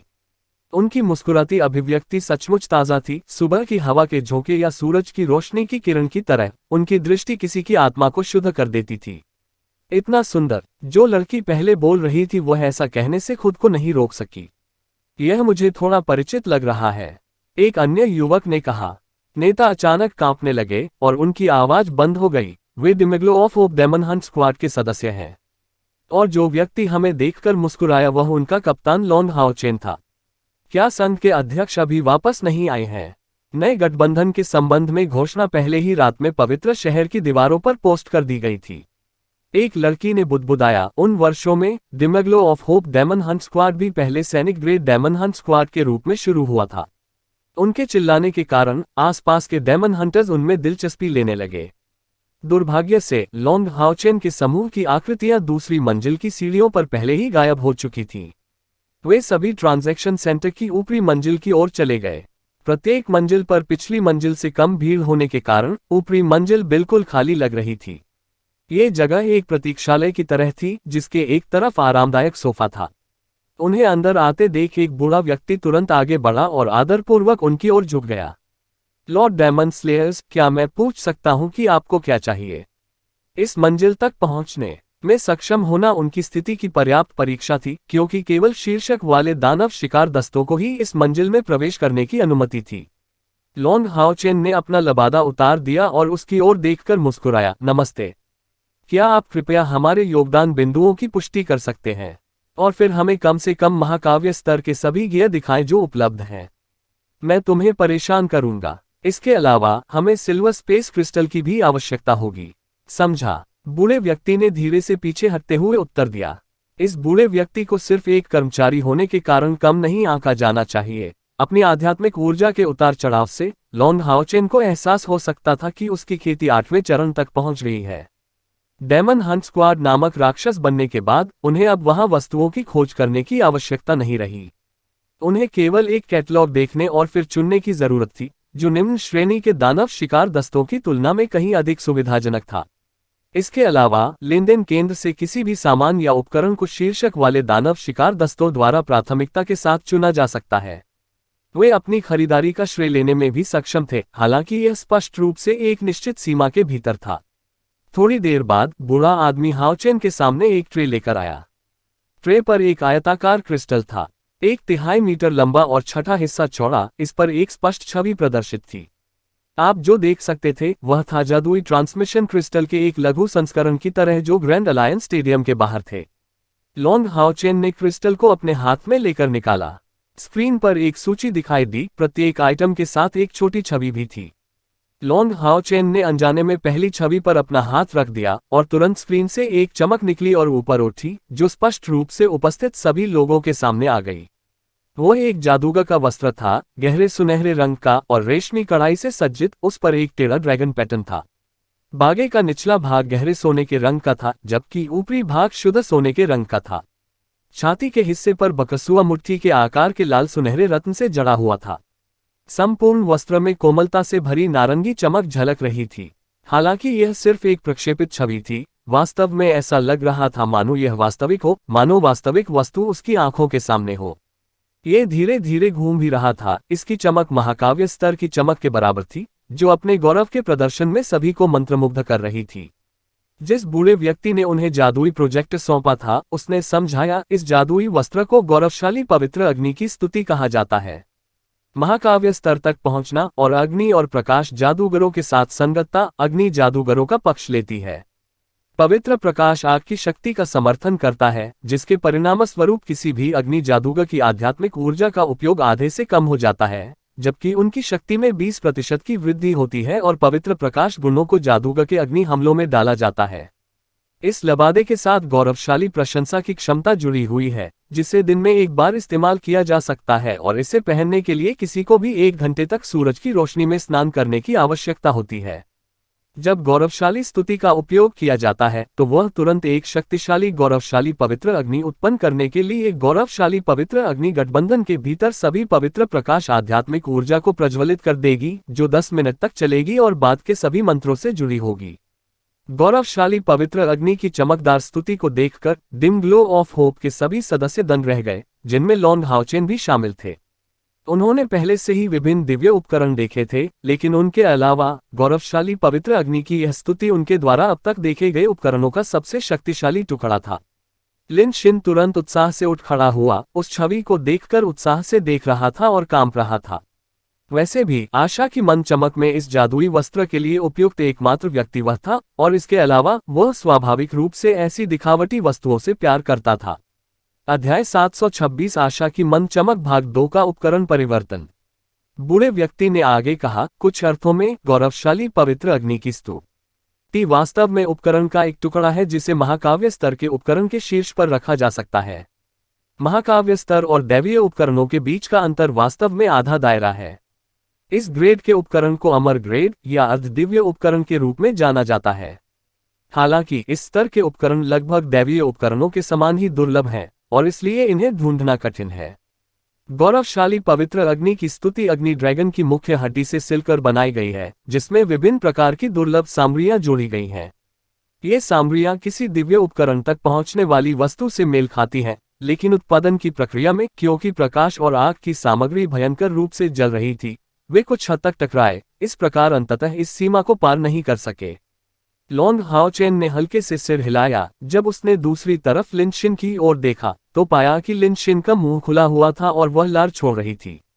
यह मेरा है, मेरा। लॉन्ग हाओचेन हंसे बिना नहीं रह सका, लेकिन सौभाग्य से उसने आगे कुछ नहीं पूछा। सीनियर, गौरवशाली पवित्र अग्नि की स्तुति के लिए कितना? बूढ़ा आदमी जवाब देने से पहले थोड़ा रुका। गौरवशाली पवित्र अग्नि की प्रशंसा का अंकित मूल्य 2400,000 योगदान अंक है। इस वृतांत को सुनकर हर कोई हौंफने से खुद को नहीं रोक सका। किसी को पता होना चाहिए कि योगदान बिंदुओं का मूल्य सोने के मूल्य का लगभग 100 गुना है। तो 2400,000 योगदान अंक एक खगोलीय संख्या थी, यहां तक कि शीर्षक वाले दानव शिकार दस्ते के लिए भी। हाओचेन ने एक बार अपने दादा से महाकाव्य स्तर के उपकरण का मूल्य पूछा था, और लॉन्ग त्यानिंग का जवाब था कि आमतौर पर महाकाव्य स्तर के उपकरण का मूल्य 50,000 और 100,000 योगदान बिंदुओं के बीच होगा। लेकिन उन्होंने यह नहीं सोचा था कि इसकी कीमत इतनी ज्यादा हो सकती है। इन वर्षों के दौरान होप डायमंड हंट स्क्वाड के डिमेग्लो ने बड़ी संख्या में अंक अर्जित किए थे, लेकिन हाओचेन के अनुमान के आधार पर वह केवल 10 मिलियन के करीब था। और इस बार यह उनकी पूरी टीम के उपकरणों का आदान प्रदान करना था। यदि किसी वस्तु की लागत 2 मिलियन से अधिक योगदान अंक है तो वह वास्तव में एक असहनीय लागत थी। वरिष्ठ, हमारी टीम ने कितने योगदान अंक अर्जित किए हैं? थोड़े समय की स्तब्धता के बाद लॉन्ग हाओचेन ने पूछा। दरअसल उन्होंने इस जादुई लबादे को खरीदने का फैसला कर लिया था। टीम के एकमात्र जादूगर के रूप में लिन शिन की उच्च विस्फोटक शक्ति उनकी सबसे बड़ी संपत्ति थी। यदि वह गौरवशाली स्तुति जैसा समर्थन मंत्र प्राप्त कर सकता है तो राक्षसों का सामना करने पर यह एक महान जालकाड होगा। जब वे आशा की मन चमक के योगदान बिंदुओं के बारे में भाग तक पहुंचे तो बूढ़े व्यक्ति की अभिव्यक्ति बहुत सम्मानजनक हो गई। उन्होंने पूरा साल ट्रांजैक्शन सेंटर की सबसे ऊपरी मंजिल पर बिताया, और एलायंस के यूनियन बनने के फैसले के बारे में उन्हें ज्यादा जानकारी नहीं थी। लेकिन वह योगदान अंकों के मूल्य के बारे में बेहद संवेदनशील था, और उसने कई शीर्षक वाले दानव हंट स्क्वाड के भयानक योगदान बिंदु गिनती को देखा था, लेकिन होप डायमंड हंट स्क्वाड की यह मनचमक निश्चित रूप से सबसे भयानक थी। योगदान बिंदु टोकन पर लॉन्ग हाओचेन की पार्टी की उम्र, साथ ही उनके डायमंड हंट स्क्वाड की उपलब्धियां दर्ज की गईं। जब बूढ़े व्यक्ति ने पहली बार अपने समूह को देखा था तो उसने सोचा था कि वे केवल अपनी उच्च खेती के कारण इतने युवा दिखते थे, लेकिन योगदान बिंदु टोकन पर रिकॉर्ड देखने के बाद उसे एहसास हुआ कि वे वास्तव में बहुत युवा थे। फिर भी उन नवयुवकों के पास अनुभव और योगदान की मात्रा अतुलनीय और आश्चर्यजनक थी। प्रिय कैप्टन लॉन्ग हाओचेन, आपकी नेक टीम ने कुल 14,628,631 योगदान अंक अर्जित किए हैं। दानव शिकार दस्ते के रूप में उनकी पहचान के कारण उन्हें हमारे लेनदेन केंद्र में किसी भी सामान पर 20% की छूट का लाभ मिलेगा। 14 मिलियन से अधिक, वह वास्तव में एक चौंका देने वाली अतुलनीय संख्या थी। खासतौर पर झांग फैंगफैन के लिए यांग वेनझाओ और डुआन यी, जिन्होंने इसे सुनकर अपने अनुमान की पुष्टि की और लॉन्ग हाओचेन की बहुत सराहना की। इसके साथ ही उन तीनों का योगदान अधिक से अधिक 10 लाख या उसके आसपास पहुंच गया होगा, लेकिन औसत की तुलना में वह अभी भी बहुत बड़ा बिल था। इसी समय शीर्ष मंजिल के प्रवेश द्वार से सिमा जियान की आवाज आई, ऐश, क्या अच्छा वस्त्र है। बॉस, क्या यह मेरे लिए है? सिमा जिया न को समूह के बाकी सदस्यों की ओर अपना छोटा सफेद फूल लाते हुए देखा जा सकता है। फैंग लिंग र ने एक सफेद वस्त्र पहना हुआ था जो उसे उसके छोटे सफेद फूल उपनाम से वास्तव में उपयुक्त उपस्थिति दे रहा था। लॉन्ग हाओचेन के समूह की ओर थोड़ा झुकने के बाद उसकी नजर गौरवशाली पवित्र अग्नि की स्तुति की छाया पर पड़ी। दूसरी ओर लिन शिन ने सिमा जियान की ओर घूर कर देखा, इससे तुम्हें क्या मतलब?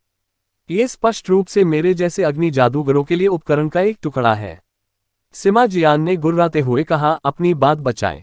रंग से ही आप बता सकते हैं कि इसमें प्रकाश का गुण है। यह आपके प्रकार के अग्नि जादूगरों की चीज कैसे हो सकती है? तुम्हारा भाई भी जादूगर है, पादरी है। लिन शिन ने अचानक मुस्कुराकर कहा, ठीक है, फिर आपके लिए। सिमा जियान आश्चर्यचकित थी, आप कब से इतने सहज हो गए हैं? लिन शिन ने नाखुशी से उत्तर दिया, भले ही मैं इसे आप पर छोड़ दूं, क्या आप अभी भी इसे ले जा सकते हैं? क्या आप जादुई उपयोग करता है? संघ में आप जैसा केवल एक राक्षस है। क्या आप इस लबादे में लड़ने की सोच रहे हैं जो संभवतः किसी भी समय आपके संविधान को तोड़ सकता है? जब तक आप उसे युद्ध के मैदान में लाने के इच्छुक हैं, मैं आपको उसे अपने पास रखने दूंगा। उसकी बात सुनकर सिमा जियान को अचानक निराशा हुई। सचमुच वह एक पुजारी था, लेकिन भारी कवच पहने हुए था। इस वस्त्र को पहनते समय वह वास्तव में डर रही थी कि यह अधिक उपयोगी नहीं होगा और वस्त्र केवल बर्बाद होने की प्रतीक्षा कर रहा होगा। लॉन्ग हाओचेन ने घोषणा की, अच्छा, उन सभी को एक सीट मिल सकती है। मिस फैंग लिंगर, आप उपकरण के इस टुकड़े के बारे में क्या देखती हैं? फैंग लिंगर ने कहा, गौरवशाली पवित्र अग्नि की यह स्तुति एक अग्नि परी के अवशेषों से आती है। वह एक दुर्लभ अग्नि वस्त्र है और कम से कम संघ के इतिहास में यह एक अनोखी वस्तु है। लेकिन इसकी प्रकृति आध्यात्मिक है, इसलिए इसका उपयोग करने के लिए पहले इसकी स्वीकृति प्राप्त करना आवश्यक है। मेरा सुझाव है कि आप इसे आजमाएं और इसे खरीदने का निर्णय तभी ले जब आप इसकी स्वीकृति प्राप्त करने में सफल हो जाएं। बूढ़े व्यक्ति ने भी सिर हिलाया, मिस फैंग लिंगर सही है। मैं भी यही सुझाव देता हूं। लॉन्ग हाओचेन ने सिर हिलाया, ठीक है, फिर मैं आपको उन्हें हमारे पास लाने के लिए परेशान करूंगा। इतना कहने के साथ आइए पंजीकृत गियर को देखना जारी रखें। अपनी उंगली नीचे सरकाते हुए लॉन्ग हाओचेन ने एक वस्तु चुनी और एक झटके में एक नीलमणि नीला हार हवा में दिखाई दिया। फैंग लिंगर ने सीधे अपना सिर हिलाया, यह पानी के जादूगरों के लिए है, आपके लिए उपयुक्त नहीं है। हम इसे पारित कर सकते हैं। उसे डिम ग्लो ऑफ होप समूह की क्षमताओं की बहुत अच्छी समझ थी, इसलिए उसके यहां आने से उपकरण चयन को बहुत परेशानी से बचाया जा सका। फिर एक विस्तृत चयन आया, जिसमें Demon Hunt Squad Transaction Centre पूरे एलायंस में सबसे अमीर जगह कहलाने लायक था।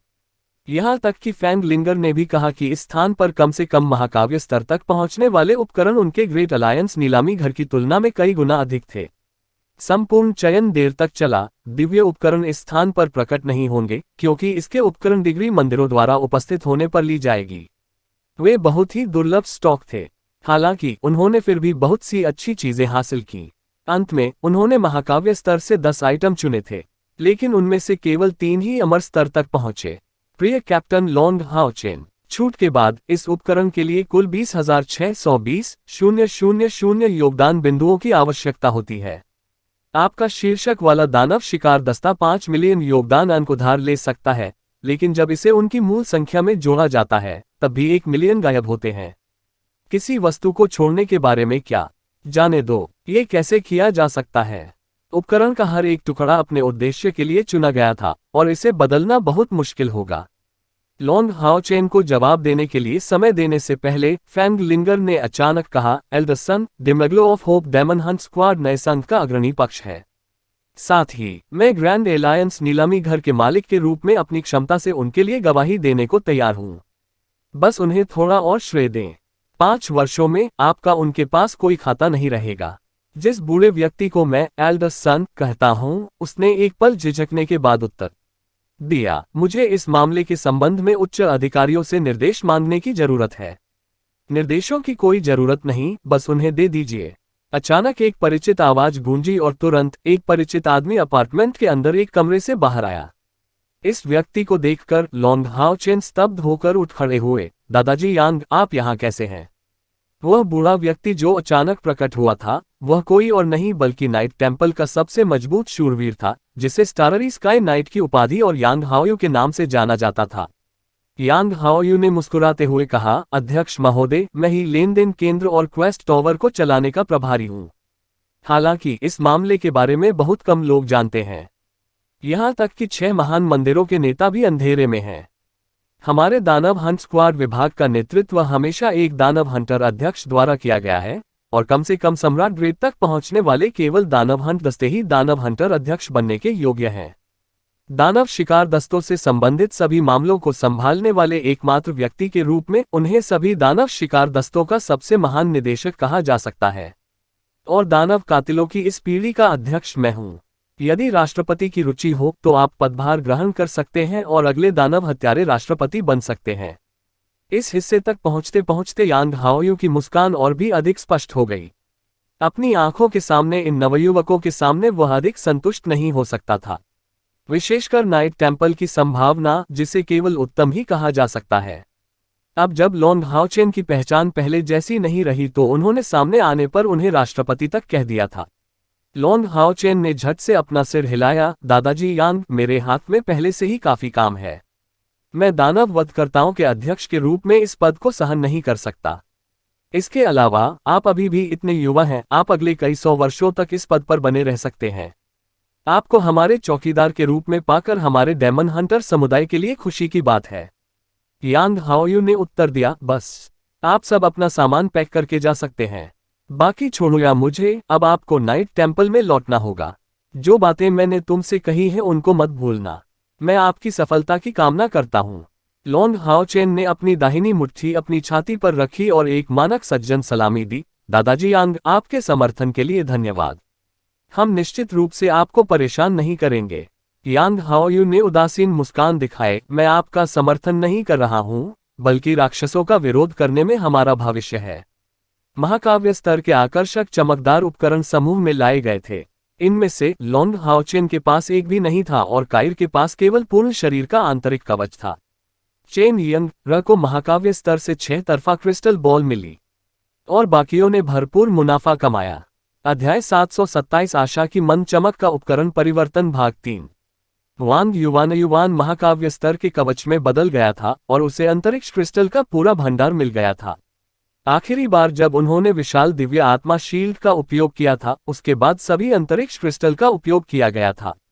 इस निश्चित के साथ विशाल दिव्य आत्मा शील्ड एक बार फिर महाकाव्य ग्रेड उपकरण की रोशनी से चमक उठी, या बल्कि यह अमर ग्रेड होना चाहिए, जिसे विशाल आत्मा शील्ड में 7 अंतरिक्ष क्रिस्टल डालने से प्राप्त किया जाएगा। लिन शिन की फसल और भी बड़ी थी। गौरवशाली पवित्र अग्नि की स्तुति का वस्त्र एक बात थी, लेकिन उन्होंने एक फायर ड्रैगन क्रिस्टल भी प्राप्त किया, जो एक अग्नि ड्रैगन क्रिस्टल की शक्ति को चित्रित करने वाला एक अमर ग्रेड स्टाफ था। सिमा जियान ने कोई उपकरण नहीं चुना। फैंग लिंग र ने बताया था कि उन्होंने उनके लिए एक उपयुक्त सेट तैयार किया था, जो ग्रेट अलायंस ऑक्शन हाउस से सर्वश्रेष्ठ था। हान यू और झांग फैंग ने भी कोई उपकरण नहीं चुना, उनका लुक दृढ़ था। हालांकि उन्होंने इसे व्यक्त नहीं किया, लेकिन हर कोई उनके लक्ष्य का अनुमान लगा सकता था। लॉन्ग हाओ चेन की तरह वे डिवाइन थ्रोन्स नामक पूरे सेट को लक्ष्य कर रहे थे। Demon Hunt Squad Transaction Centre से कोई भी उपकरण चुने बिना उनकी नावों को जलाने जैसा था, इसलिए उनके पास भागने का कोई रास्ता नहीं होगा। इसकी तुलना में यांग वेंझाओ और डुअन यी ने बिना किसी हिचकिचाहट के अपने लिए उपकरण चुना। लॉन्ग हाओ चेन की सोची समझी व्यवस्था के तहत यांग वेंझाओ ने अपने लिए महाकाव्य स्तरीय भारी तलवारों की एक जोड़ी चुनी, जबकि डुअन यी के पास एक महाकाव्य स्तरीय ढाल और उसी स्तर की एक भारी तलवार थी। अकेले इन दोनों के उपकरण ने 6 मिलियन से अधिक योगदान बिंदुओं का उपयोग किया। व्यक्तिगत उपकरणों के अलावा लॉन्ग हाओ चेन ने एक उपकरण और दवा उपकरण भी खरीदा। उनमें 9वें चरण में उपयोग की जाने वाली 2 डोमेन समझ बढ़ाने वाली गोलियां थीं, जो लिन शिन और सिमा जियान के लिए थीं। डिम ग्लो ऑफ होप के मूल संगठन में पहले से ही 4 डोमेन थे, जिसमें हान यू का लक्ष्य एक दिव्य सिंहासन था। इस प्रकार हाओ चेन ने लिन शिन और सिमा जियान के लिए कुछ अधिक विचार दिखाया, जो पहले ही 9वें चरण पर पहुंच चुके थे। झांग फैंग भी 9वें चरण तक पहुंच गए, लेकिन उनकी स्थिति हान यू के समान थी और उन्होंने चिकित्सा के लिए लड़ाई छोड़ने की पहल की। लॉन्ग हाओ चेन को उपकरण सबसे अधिक पसंद आया। इंस्टेंटेनियस फ्लैश डोमेन कहा जाता है। यह एक हार था जो बहुत ही साधारण दिखता अगर इसकी नारंगी चमक महाकाव्य स्तर की प्रतीक न होती। ये बर्फ के टुकड़े की तरह दिखने वाले पारदर्शी क्रिस्टल वाला एक साधारण दिखने वाला चांदी का हार था, अभी भी बहुत अनोखा एहसास दे रहा है। इंस्टेंट फ्लैश मास्टरी नाम इसलिए पड़ा क्योंकि उपकरण के इस टुकड़े के साथ कुछ अर्थों में एक मास्टरी कौशल जुड़ा हुआ था। उपयोगकर्ता इसमें मानसिक बल डाल सकता है, इसलिए इंस्टेंट फ्लैश लाइट इससे जुड़ी होगी। इसलिए युद्ध के समय वह किसी भी समय किसी सहयोगी को अपने पक्ष में टेलीपोर्ट करने में सक्षम होगा। इंस्टेंट फ्लैश लाइट वास्तव में एक डोमेन की सीमा तक पहुंच गई। दूसरे शब्दों में, भले ही सहयोगी दुश्मन के डोमेन के अंदर पकड़ा गया हो, टेलीपोर्टेशन क्षमता अभी भी काम करेगी। लेकिन इंस्टेंट फ्लैश लाइट की कुछ सीमाएं भी थीं, जैसे कि उन्हें कनेक्ट करने के लिए इसके मालिक की स्वीकृति की आवश्यकता थी। इस टीम डिवाइस के साथ लॉन्ग हाओ चेन की शक्तिशाली मानसिक शक्ति जुड़ गई। वह किसी भी समय अपने साथियों को स्थानांतरित करने में सक्षम हो जाएगा, जिससे टीम के दिल के रूप में उसकी स्थिति मजबूत हो जाएगी। कोई यह बता सकता है कि इस उपकरण ने आशा की मंद चमक की पूरी ताकत में एक लंबी छलांग लगा दी है। इसके बाद नाइट टेम्पल में दिव्य सिंहासन के उत्तीर्ण परीक्षण, साथ ही यांग वेंझाओ और डुआन यी के गोल्ड फाउंडेशन नाइट परीक्षण भी आएंगे। एक अभूतपूर्व दानव शिकार दस्ते का जन्म हुआ। शाम को पार्टी ने अपने रिश्तेदारों को विदाई दी और सुबह सुबह वे मंदिरों की इस महान सभा के लिए नाइट टेम्पल के बाकी दावेदारों के साथ रजिस्टिंग ड्रैगन माउंटेन पास के लिए आगे बढ़ते हुए पवित्र शहर से निकल गए। इस बीच नया संघ पहले से ही पूरी गति से काम कर रहा था। ली झेंगजी और लॉन्ग तियानिंग पवित्र शहर में बने रहे, जो नए गठबंधन के 2 दिग्गजों के प्रशिक्षण के लिए जिम्मेदार थे। 6 महान मंदिर पहले से ही सभी व्यवसायों के अपने अभ्यासकर्ताओं को एकजुट होने के लिए पवित्र शहर में स्थानांतरित कर रहे थे। यहाँ तक कि मंदिरों की महान सभा में भाग लेने वाले कुछ शक्तिशाली लोग भी पीछे छूट गए थे। नए संघ के 2 प्रारंभिक दिग्गजों के रूप में उन्होंने स्वाभाविक रूप से सबसे मजबूत अस्तित्व बनने में अपनी पूरी ताकत लगा दी। इससे एक तरह से संघ बनाने के निर्णय की सत्यता साबित हुई और नई इकाई में लोगों का विश्वास भी मजबूत हुआ। कैपिटल सेंट्रल मोडू, दानव देवता सम्राट का महल। वह लॉन्ग हाओ चेन की मृत्यु नहीं हुई। दानव देवता सम्राट फेंग शियू ने अपनी सीट कसकर पकड़ ली। जिस सिंहासन को उसने पकड़ा उससे चरमराती आवाजें निकली, लेकिन क्षति का कोई संकेत नहीं दिखा। ऐसा कहा गया था कि यह सिंहासन पहले दानव देवता सम्राट की हड्डियों से बनाया गया था, जो दानव देवता सम्राट की शक्ति का प्रतीक बन गया और उनकी जाति के लिए उच्च महत्व था। दानव देवता सम्राट के सामने एक शांत हावभाव बैठा था, उसके बैंगनी बाल उसके कंधे पर गिर रहे थे। कई साल पहले खरीदा गया, इसका वर्तमान स्वरूप कहीं अधिक स्थिर था। कुल मिलाकर वो बिल्कुल एक मूर्ति की तरह लग रही थी, हालांकि उसका सुंदर चेहरा स्पष्ट रूप से पीला पड़ गया था। लॉन्ग हाओ चेन का नाम सुनकर उसकी शांत आंखें अचानक तेज हो गईं, जैसे बिजली के 2 बोल्ट दानव देवता सम्राट महल से टकरा रहे हों। यहां तक कि दानव देव सम्राट ने भी अपनी आंखें थोड़ी सिकोड़ लीं। 5 साल के समय में अहबाव का आचरण पूरी तरह से बदल गया था। उनका चरित्र अधिक अंतर्मुखी और अत्यंत शांत स्वभाव का हो गया। लेकिन दानव देवता सम्राट के अलावा कोई भी नहीं जानता था कि अहाबा कितना हया इन 5 वर्षों में भुगतान किया था। यहाँ तक कि जिसे निडर दानव देवता अमुन के नाम से जाना जाता है, वह भी अहाबाओं की कड़ी मेहनत की तुलना करने में असमर्थ था। दानव देवता सम्राट का पुत्र होने के नाते उसके शरीर में शैतान ड्रैगन का शुद्ध रक्त प्रवाहित होता था। इसमें उनकी नई बढ़ी हुई दृढ़ता और कड़ी मेहनत को जोड़े और उनकी खेती में भारी बदलाव आया था। खड़े होकर Black Dragon Imperial Guard commander Huang Shuo एक रिपोर्ट बना रहे थे। जो हुकुम मेरे आका। टेम्पल अलायंस में हमारे जासूसों के अनुसार न केवल उसकी मृत्यु नहीं हुई, बल्कि उसने temple alliance grand meeting of temple में भाग लेने के लिए अपने दानव शिकार दस्ते का नेतृत्व भी किया और चैंपियन बन गया। उन्होंने मैच में जबरदस्त ताकत दिखाए और पहले से ही अपने डोमेन पर महारत हासिल कर ली। हुआंग शुओ ने सम्मानपूर्वक सूचना दी। बाओ ने पूरे ध्यान से सुना, शांत दिख रहा था, लेकिन अनजाने में उसके हाथ मुट्ठियों में बंधे हुए थे। दानव देवता सम्राट ने गंभीरता से घोषणा करते हुए अपनी भौहें सिकोड़ ली, मैंने व्यक्तिगत रूप से लॉन्ग हाओ चेन की हत्या कर दी है। मैं कैसे पुनर्जीवित हो सकता हूँ? उसका हृदय नष्ट हो जाने पर अस्तित्व में सबसे मजबूत मानव पुजारी भी संभवतः उसे जीवन में वापस नहीं ला सकता था। निश्चित रूप से जानकारी को लेकर कोई समस्या है। हुआंग शुओ, हमारे जासूसों को मानव क्षेत्र में सक्रिय करें। किसी भी कीमत पर अधिक जानकारी प्राप्त करें। तेज, हाँ महाराज, क्या यह मनुष्यों द्वारा फेंका गया झूठा नेतृत्व हो सकता है? हुआंग शुओ ने पूछा। यह असंभव नहीं है। या फिर क्या कोई गलती हो सकती है कि मैंने व्यक्तिगत रूप से लॉन्ग हाओचेन को मार डाला? लेकिन मनुष्य ऐसे व्यवहार का सहारा क्यों लेंगे? क्या ऐसा हो सकता है कि उन्होंने अभी भी उस सबक से पर्याप्त सीख नहीं ली है जो हमने उन्हें 4 साल पहले दिया था? शाही पिता, कृपया मुझे मानव पक्ष की यात्रा करने दें। यदि लॉन्ग हाओचेन अभी भी जीवित है तो मैं उसकी लाश वापस लाऊंगा।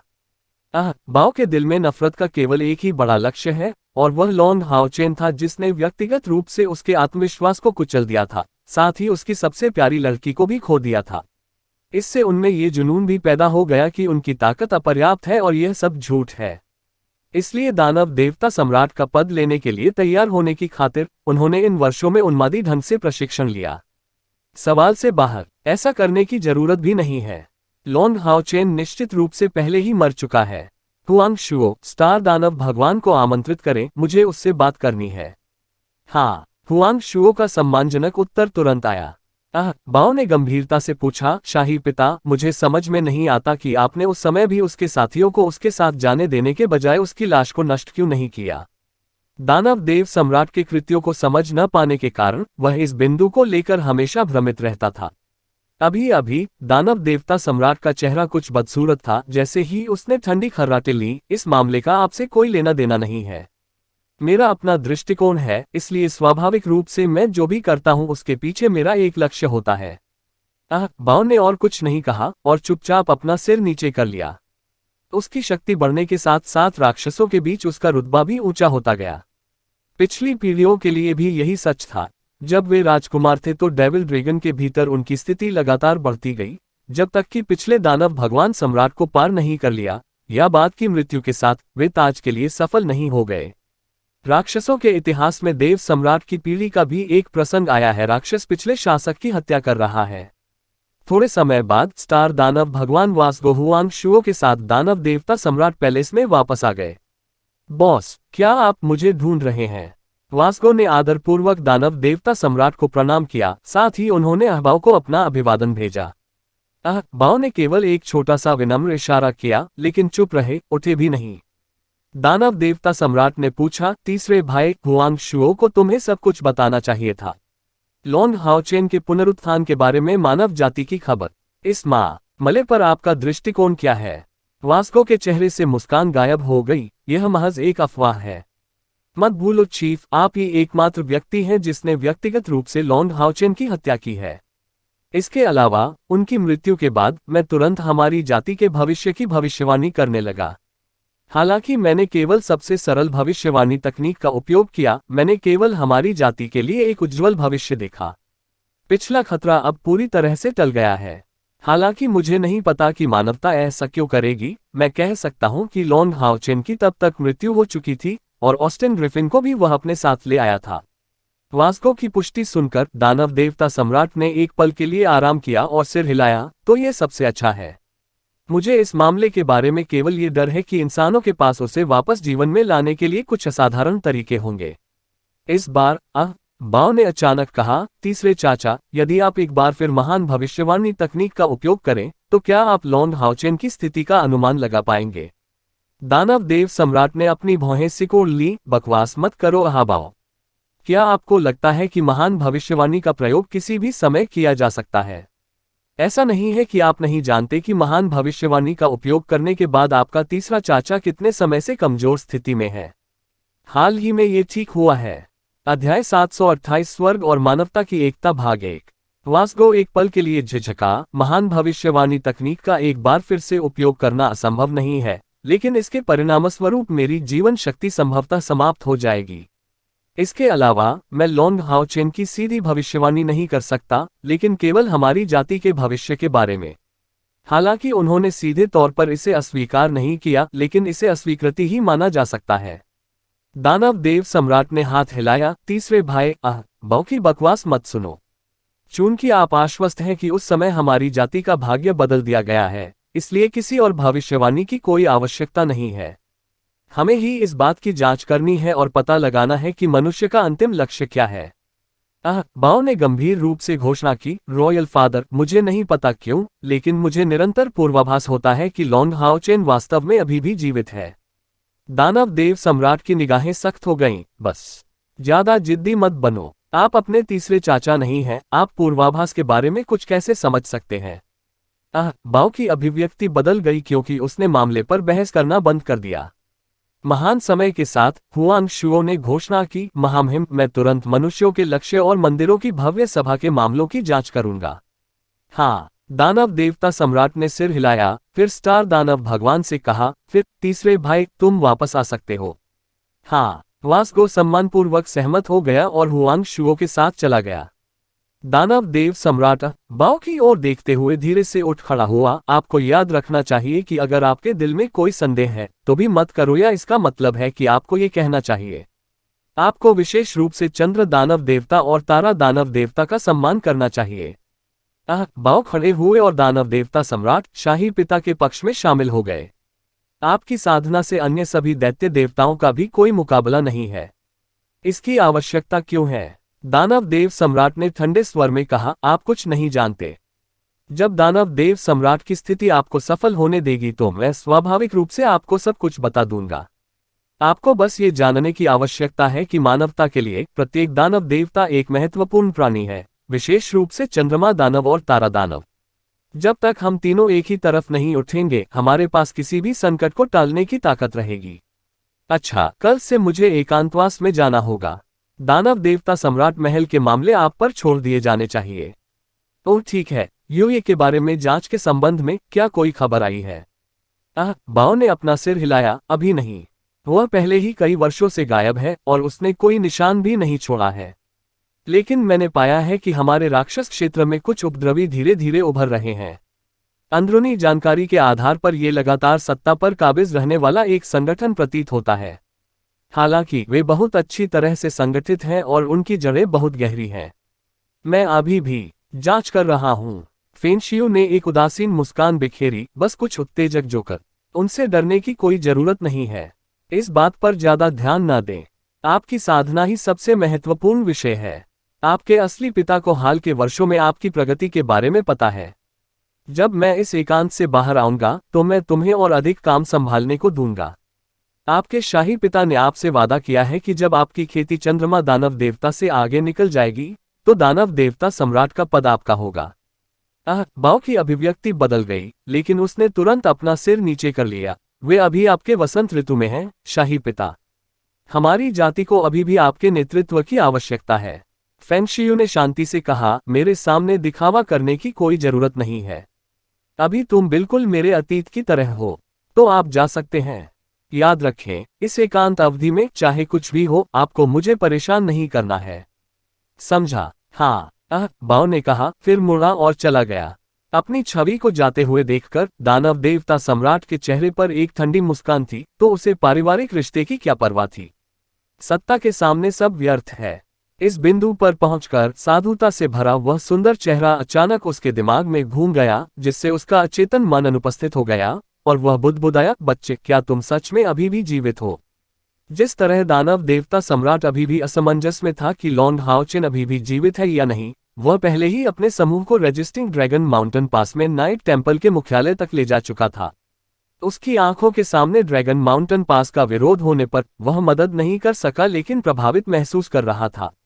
आखिरकार वह वापस लौटा, न केवल अपनी मां से बल्कि बहुत लंबे समय के बाद अपने पिता से भी मिला। उस साल से अब तक 10 साल हो गए थे जब से वह अपने पिता से नहीं मिला था।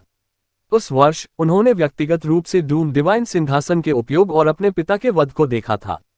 अब जबकि 10 साल से अधिक समय बीत चुका था, उनके पुनर्मिलन का समय आ गया था, साथ ही दिव्य सिंहासन की स्वीकृति प्राप्त करने का समय भी आ गया था।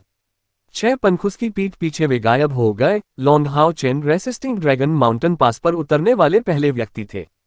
शायद अपने पिता को याद करने में बिताए गए दर्जनों वर्षों के कारण उनके आगमन के समय वह बहुत देर तक आकाश की ओर सीटी बजाने से खुद को नहीं रोक सका। अन्य लोगों ने नाइट टेम्पल से शक्तियां एकत्रित की और डिम ग्लो ऑफ होप के सदस्य जानबूझकर पीछे रहे। वर्तमान लॉर्ड हाओचेन न केवल नाइट टेम्पल के लिए एक निर्णायक चरित्र थे, बल्कि संघ के अध्यक्ष भी थे। भले ही वह छोटा था, उसने पहले ही इन शूरवीरों को कड़ी टक्कर दी थी। एक साफ सीटी बजी, शांति थी और लापरवाह होने का एहसास हुआ। लॉर्ड हाओचेन के 6 पंख तब गायब हो गए जब वह एक झटके में एंड्योरेन ड्रैगन माउंटेन पास के शहर में पहुंच गया। उनके आगमन से पहले उनकी वापसी की खबर बहुत पहले से ही नाइट टेम्पल तक पहुंच चुकी थी, और अभी अभी पूरी तरह से कपड़े पहने शूरवीर नाइट टेम्पल की दीवारों से बाहर निकले। लॉर्ड हाओचेन के अवतरण के सामने सभी ने अपने नए संघ अध्यक्ष का स्वागत करने के लिए अधिक मानक सलामी दी। दरवाजे के बीच में एक लंबा आदमी खड़ा था। उसका चेहरा सुंदर और दृढ़ था, कंधे चौड़े थे और उसकी नजर भी अतुलनीय रूप से तेज थी। जब अचानक उसकी नजर उस सुनहरी आकृति पर पड़ी तो उसकी नजरें और धुंधली हो गईं। हाओचेन। जैसे ही दोनों ने एक दूसरे को गले लगाया, कहीं से निकली वह सुनहरी आकृति एक झटके में उसके सीने में समा गई। पिता। लॉर्ड हाओचेन की आवाज कांप रही थी और उसके स्वर में भारी बदलाव आया था। किसी भी आदमी के लिए उसकी युवावस्था में उसके पिता उसके आदर्श होंगे। साथ ही लॉर्ड हाओचेन के पिता कौन से व्यक्ति थे? वह कयामत और वध दिव्य सिंहासन का मालिक है, निर्णय और निर्णय का दिव्य शूरवीर, नाइट मंदिर का लॉर्ड जिंग्यू। अपनी पीढ़ी की वास्तव में अद्भुत प्रतिभा और एक अति शक्तिशाली नाइट एवेंजर। उनके पिता हमेशा लॉर्ड हाओचेन का गौरव रहे हैं। अपने दिल की गहराई में वह हमेशा अपने पिता की लंबी छाया का लक्ष्य रखता था और उसका पीछा करता था, जो उसे आगे ले जाती थी। उनके प्रयासों का एक बड़ा हिस्सा उनके पिता को उन्हें पहचानने के लिए प्रेरित करना था। आज ही के दिन 10 साल बाद जब वह अपने पिता से मिले तो बचपन की वह प्रशंसा सामने आ गई और नए यूनियन अध्यक्ष का आंखों से आंसू छलक पड़े। लॉर्ड हाओचेन का कद कम से कम अपने पिता से कुछ पतला नहीं था। पिता और पुत्र दोनों एक ही कद के थे, दोनों ही नाइट टेम्पल की शान थे। सभी शूरवीरों ने आदरपूर्वक उनका स्वागत किया। लॉर्ड परिवार की 3 पीढ़ियों के नाइट टेम्पल में सबसे प्रतिभाशाली होने के कारण इस लॉर्ड परिवार को नाइट टेम्पल में सबसे आधिकारिक परिवार माना जा सकता है। हालांकि उन्होंने इस बिंदु की कभी परवाह नहीं की थी। शूरवीरों के दिलों में, विशेषकर युवा शूरवीरों के दिलों में, उनका अस्तित्व किसी से पीछे नहीं था, सच्ची मूर्तियां थीं। लॉर्ड हाओचेन की भावनाओं के उछाल को महसूस करते हुए लॉर्ड जिंग्यू, जो अब अपने बेटे की तरह भावनाओं को शुद्ध प्रदर्शित करने में सक्षम नहीं था, उसकी आंखों में एक बहुत ही जटिल अभिव्यक्ति थी। उनके सामान्यतः अतुलनीय रूप से स्थिर हाथ थोड़ा कांप रहे थे, क्योंकि वह लगातार अपने बेटे का नाम पुकार रहे थे। हाओचेन, ओ हाओचेन, तुम्हारे पिता ने तुम्हें निराश किया है। मैंने तुम्हारी अच्छी तरह से रक्षा नहीं की है। पापा, ऐसा मत कहो। मैं आपका बेटा हूं और आपके मार्गदर्शन के बिना मैं वर्तमान में नहीं होता। मैं बड़ा हो गया हूं और मुझे आपकी और मां की रक्षा करने की जिम्मेदारी लेनी चाहिए। आलिंगन को हल्का करते हुए पिता और पुत्र एक दूसरे के सामने आए। उनकी आंखें भावनात्मक रंगों से भर गईं।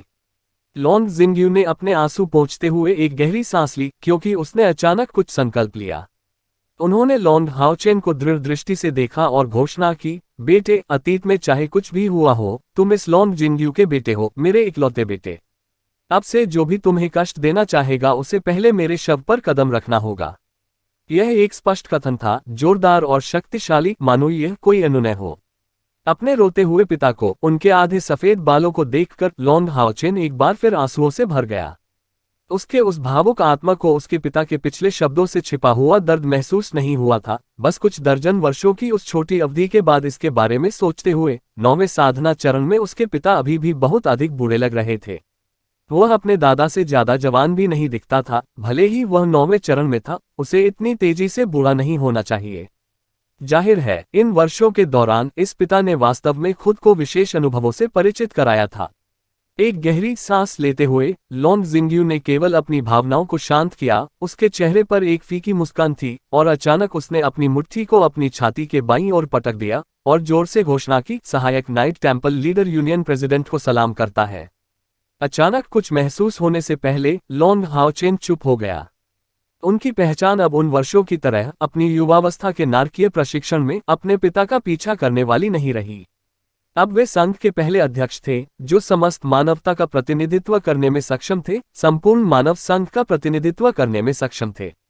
उसकी दाहिनी मुट्ठी जोरदार ढंग से उसकी छाती पर लगी, जिससे गड़गड़ाहट की आवाज आई, और लॉर्ड हाओचेन ने और कुछ नहीं कहा। अभी आशा की मन चमक के साथ साथ नाइट टेम्पल के पावर हाउस में सभी लोग लगातार शहर में उतर रहे थे। लॉन्ग जिंग्यू के नेतृत्व में प्रतिरोधी ड्रैगन माउंटेन पास ने इन शूरवीरों की विजयी वापसी का भव्य स्वागत किया। हालांकि मंदिरों की भव्य सभा के अंतिम विजेता Demeglo of Hope Demon Hunt Squad के थे। 6 महान मंदिरों में से सबसे बड़ा विजेता निस्संदेह नाइट टेम्पल था। ली झेंगाजी के नेतृत्व में जादूगर मंदिर पर हमला अंततः असफल रहा। भले ही लॉन्ग हाओचेन और उनके साथी नहीं उठे होते, फिर भी अंतिम चैंपियन नाइट टेम्पल की जड़ें गहरी होती। एक भव्य स्वागत समारोह के बाद लॉन्ग हाओचेन और उनके पिता हाओचेन की मां से मिले। उनके परिवार के 3 सदस्य आखिरकार 10 साल से अधिक समय के बाद फिर से एक हो गए, या यूं कहें कि वह 4 लोगों का परिवार होना चाहिए। लॉन्ग हाओचेन के साथ उनके जीवन का एक और अटूट हिस्सा आया, जो उनके दिल का सबसे प्रिय कयर था। अध्याय 729 स्वर्ग और मानवता की एकता भाग 2। बाय यू के र को अधिक पसंद नहीं कर सकती थी, विशेष रूप से अब जब कयर की यादें वापस आ गईं। वह अब उस समय की समसारा की ठंडी पवित्र बेटी नहीं थी, और उसने हाओचेन के माता पिता की आंखों के सामने आकर्षक व्यवहार किया। लॉन्ग जिंग्यू और बाय यू के अश्रुपूर्ण चेहरों के सामने उसकी अपनी चेहरा प्रसन्न मुस्कान से चमक रहा था। अपनी आंखों के सामने अपने बेटे, भावी बहू और पत्नी को देखते हुए लॉन्ग जिंग्यू ने अचानक अपना सिर घुमाया और एक बार फिर अपने चेहरे पर आंसू पोंछ लिए। वह इस बात से अनभिज्ञ लग रहा था कि उसकी मुट्ठियां भींची हुई थीं। उसकी दाहिनी मुट्ठी उसकी छाती पर जोर से लग रही थी। जैसे ही उसकी आंखों में पश्चाताप के आंसू भर आए, वह लॉन्ग हाओचेन की पीठ और उन तीनों की आंखों की ओर मुड़ गई। एक बड़ा हाथ उसके कंधे की ओर बढ़ा। पिताजी, क्या समस्या है? क्या अब हमारा परिवार एक साथ नहीं है? अतीत को अतीत में ही रहने दो। देखिए, आपके पास पहले से ही बहुत सारे सफेद बाल हैं। आपको ये सुनिश्चित करना होगा कि आप अपना बेहतर ख्याल रखें, अन्यथा आप मां के समकक्ष नहीं बन पाएंगे। लॉन्ग जिंग्यू ने अपना सिर थोड़ा नीचे किया। उसकी आवाज अभी भी दबी हुई थी। बच्चे, ये साल जो तुम चूक रहे हो, बहुत दर्दनाक रहे होंगे। लॉन्ग हाओचेन ने हंसते हुए कहा, ऐसी कोई बात नहीं है। पैंथर दानव भगवान को मारने के बाद हमें केवल एक भाग्यशाली मुठभेड़ मिली है। हर कोई एकांत में प्रशिक्षण ले रहा है और हम गहन ध्यान की स्थिति में थे। यही वजह है कि हम सभी को लौटने में इतना समय लगा, अन्यथा हम यथाशीघ्र लौटना पसंद करते। लॉन्ग जिंग्यू ने अचानक उसकी ओर देखने के लिए अपना सिर घुमाया। लॉन्ग हाओचेन की मुस्कान में मौजूद गर्माहट को देखकर वह अपने बेटे की रोशनी की शुद्धता को महसूस कर सका।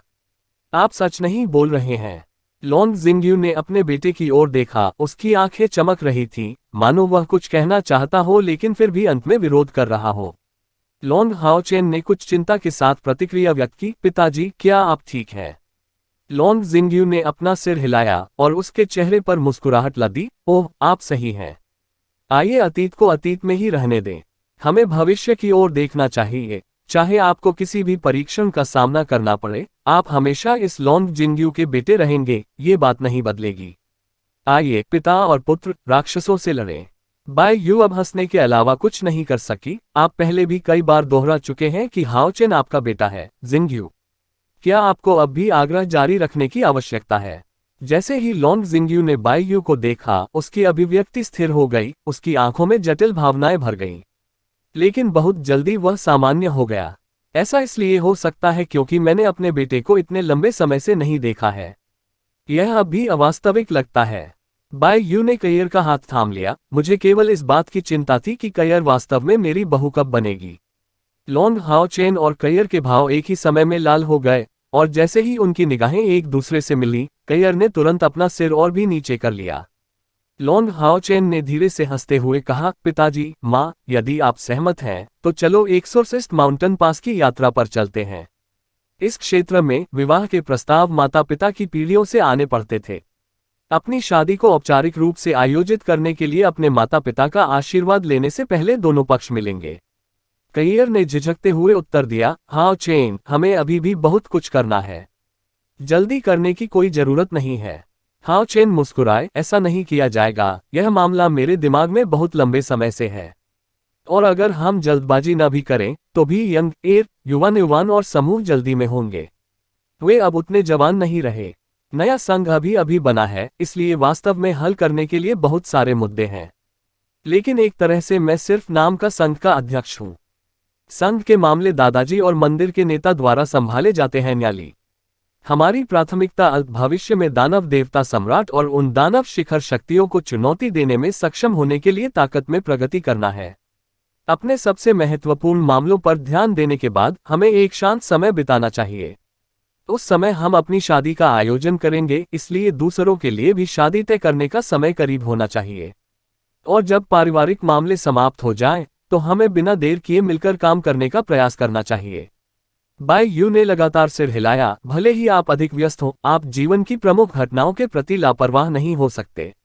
ऐसा लगता है कि मामला सुलझ गया है। आइए शादी का प्रस्ताव देने के लिए एक्सोर्सिस्ट माउंटेन पास पर चलें। लॉन्ग जिंगयू की भावनाएं स्थिर हो गई थीं और अब उसके चेहरे पर मुस्कान थी, जिसके बारे में बोलते हुए मैं वर्षों से लिंडक्सन से नहीं मिला हूं। कुछ अर्थों में कईर के पिता को लॉन्ग जिंगयू का आधा शिष्य माना जा सकता है, जिन्होंने अतीत में उन्हें कुछ मार्गदर्शन दिया था। लॉन्ग हाओचेन ने शांति से घोषणा की, पिता, मैं कल मंदिर जाने की योजना बना रहा हूं।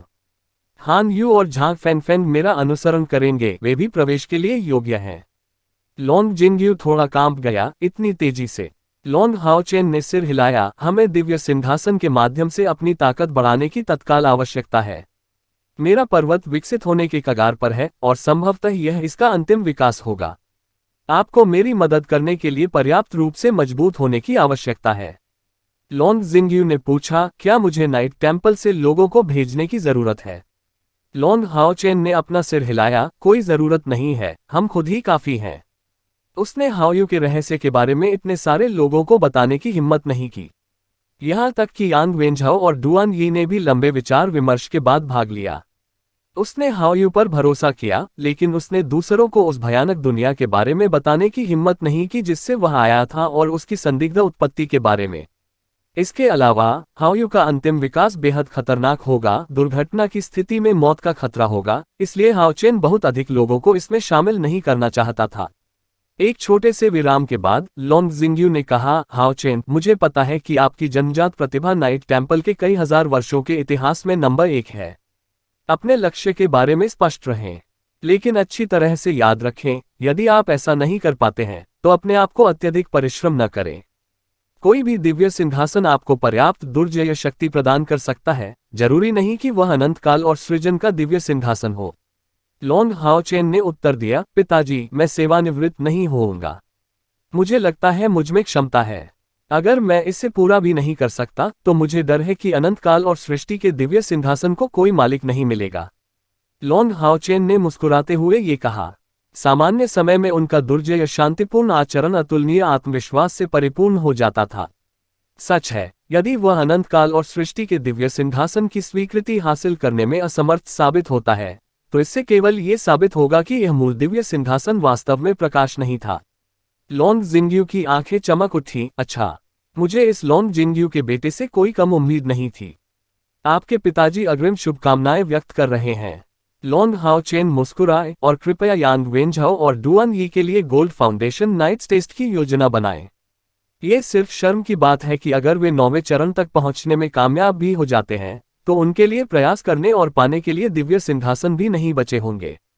के मामले में यदि लॉन्ग हाओचेन, हान यू और झांग फैनफैन सभी सफल होते तो उन्होंने सभी 6 दिव्य सिंहासनों को मालिक देने की अभूतपूर्व उपलब्धि हासिल कर ली होती। यदि यह सचमुच सच हुआ तो मानवता का मनोबल इतिहास में अभूतपूर्व शिखर पर पहुंच जाएगा। इस पर लॉन्ग जिंगयू मुस्कुराया, इसके बारे में चिंता करने की कोई जरूरत नहीं है। जब हर कोई बड़ा हो जाएगा तो एक दिन हमारे दिव्य सिंहासन को त्यागना होगा। यहां वापस आने में आपकी यात्रा थका देने वाली होगी, इसलिए जल्दी आराम करें। मैंने आपके लिए पहले से ही एक कमरा तैयार कर रखा है। लेकिन लॉन्ग हाओचेन को आश्चर्य हुआ। लॉन्ग जिंगयू ने वास्तव में उसके और कयिर के रहने के लिए एक जगह तैयार की थी, लेकिन वह केवल एक कमरा था। जब कयिर ने अपनी यादें खो दी थीं, तब उन दोनों ने एक साथ कमरा साझा नहीं किया था। पहला, कयिर की खोई हुई यादों के कारण, और दूसरा क्योंकि वे पहले से ही बड़े हो चुके थे, वे उस समय की तुलना में छोटे नहीं थे। लॉन्ग हाओचेन को यह भी डर था कि औपचारिक रूप से शादी होने से पहले वह खुद को नियंत्रित करने में असमर्थ होंगे। वह एक बड़ा और आरामदायक कमरा था, लेकिन जब वे अंदर थे तो लॉन्ग हाओचेन और कयिर एक दूसरे को देखकर शर्मा जाने से खुद को नहीं रोक सके, खासकर केवल एक बड़ा बिस्तर देखकर।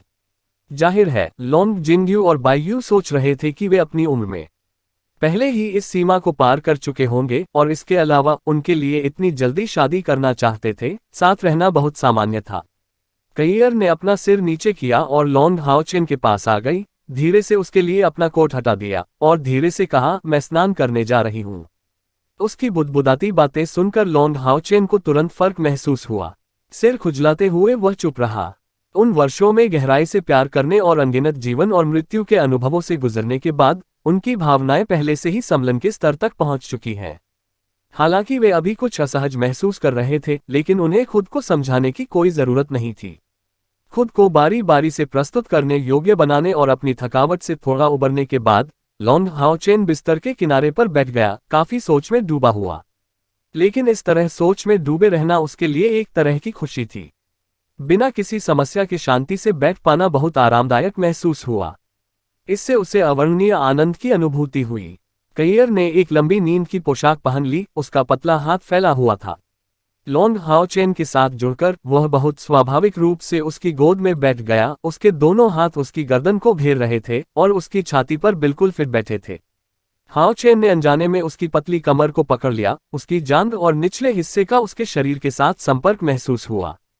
हाओचेन को केवल यह महसूस हुआ कि हॉट ऑफ इटर्निटी की नाड़ी अचानक बढ़ गई है और इसके अलावा आध्यात्मिक ऊर्जा के उतार चढ़ाव की तीव्रता बढ़ गई है। कैयर का आधे से अधिक चेहरा उसके लंबे बालों के पीछे छिपा हुआ था, जिससे उसका चेहरा देखना असंभव हो गया था, लेकिन उसकी सांसें बहुत गर्म थीं क्योंकि वह लगातार हाओचेन की गर्दन पर हमला कर रही थी। उसका शरीर गर्म होता जा रहा था और उसे पकड़ना ऐसा महसूस हो रहा था मानो कोई नरम चूल्हा पकड़ रखा हो। तब हाओचेन के हृदय में जल रही आग और अधिक तीव्र हो गई। जैसे ही उसने धीरे से अपने बाल उठाए, कैयर का लाल चेहरा सामने आ गया।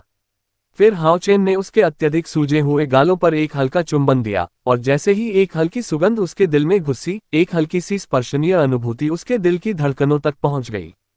कायर, लॉन्ग हाओचेन ने धीरे से उसे बुलाया। महम, जैसे कि बोलने को तैयार न हो, कैयर ने जवाब में केवल हल्की सी मुस्कान बिखेरी। उसके लिली सफेद हाथों में से एक को पकड़कर लॉन्ग हाओचेन ये कहने से खुद को नहीं रोक सका, मुझे देखो, ठीक है। कैयर ने हल्के से अपना सिर अपनी छाती में धकेला, मानो सुरक्षा के लिए, लेकिन फिर भी उसने अपनी आंखें खोल दी। उसकी हल्की बैंगनी आंखें थोड़ी धुंधली थीं, उसकी बड़ी पलकें एक सुंदर चाप खींचती थीं और रिश्ते पानी वाली उसकी बड़ी आंखें बिना शब्दों के कुछ कह रही थीं। अध्याय 730 स्वर्ग और मानवता की एकता भाग 3। उन वर्षों की बात करें जब हम पहली बार ओझा शहर आए थे। आपने हमारे लिए एक छोटा सा घर बनाया था। उस समय उन्होंने वादा किया था कि वह तुम्हें रहने के लिए एक गर्म घर देंगे। हालांकि पिताजी और माँ पहले ही हमारी शादी के लिए सहमत हो चुके हैं, फिर भी मुझे औपचारिक रूप से प्रस्ताव देना बाकी है। मैं तुम्हारे साथ बुरा व्यवहार नहीं करूंगा और तुम्हें इस दुनिया का सबसे खुश इंसान बनाऊंगा। ये कहते हुए लॉन्ग हाओचेन का सुंदर चेहरा थोड़ा लाल हो गया, उसकी आंखें और अधिक धुंधली हो गईं, क्योंकि उसके होठों ने उसकी पलकों के साथ हल्का संपर्क किया। मूर्ख, जैसे ही मैंने तुम्हारे हाथ पर मुझे नहीं भूलने की अंगूठी पहनाई, मैंने पहले ही खुद को तुम्हारे हवाले कर दिया था। जब तक मैं आपके साथ रह सकता हूँ, अगर मैं एक या दो बार गलत हूँ तो इससे क्या फर्क पड़ता है। राक्षसों के खिलाफ भविष्य की राह लंबी और चौड़ी है और मैं इंतजार नहीं करना चाहता। मुझे डर है कि अगर मैं बूढ़ी हो गई तो अपनी सुंदरता के चरम पर खुद को तुम्हें नहीं सौंप पाऊंगी। कैयर की आवाज धीमी थी जब उसने ये शब्द लॉन्ग हाओचेन के कानों में फुसफुसाए और सुगंध का एक अंश लॉन्ग हाओचेन के दिल पर हमला करता रहा।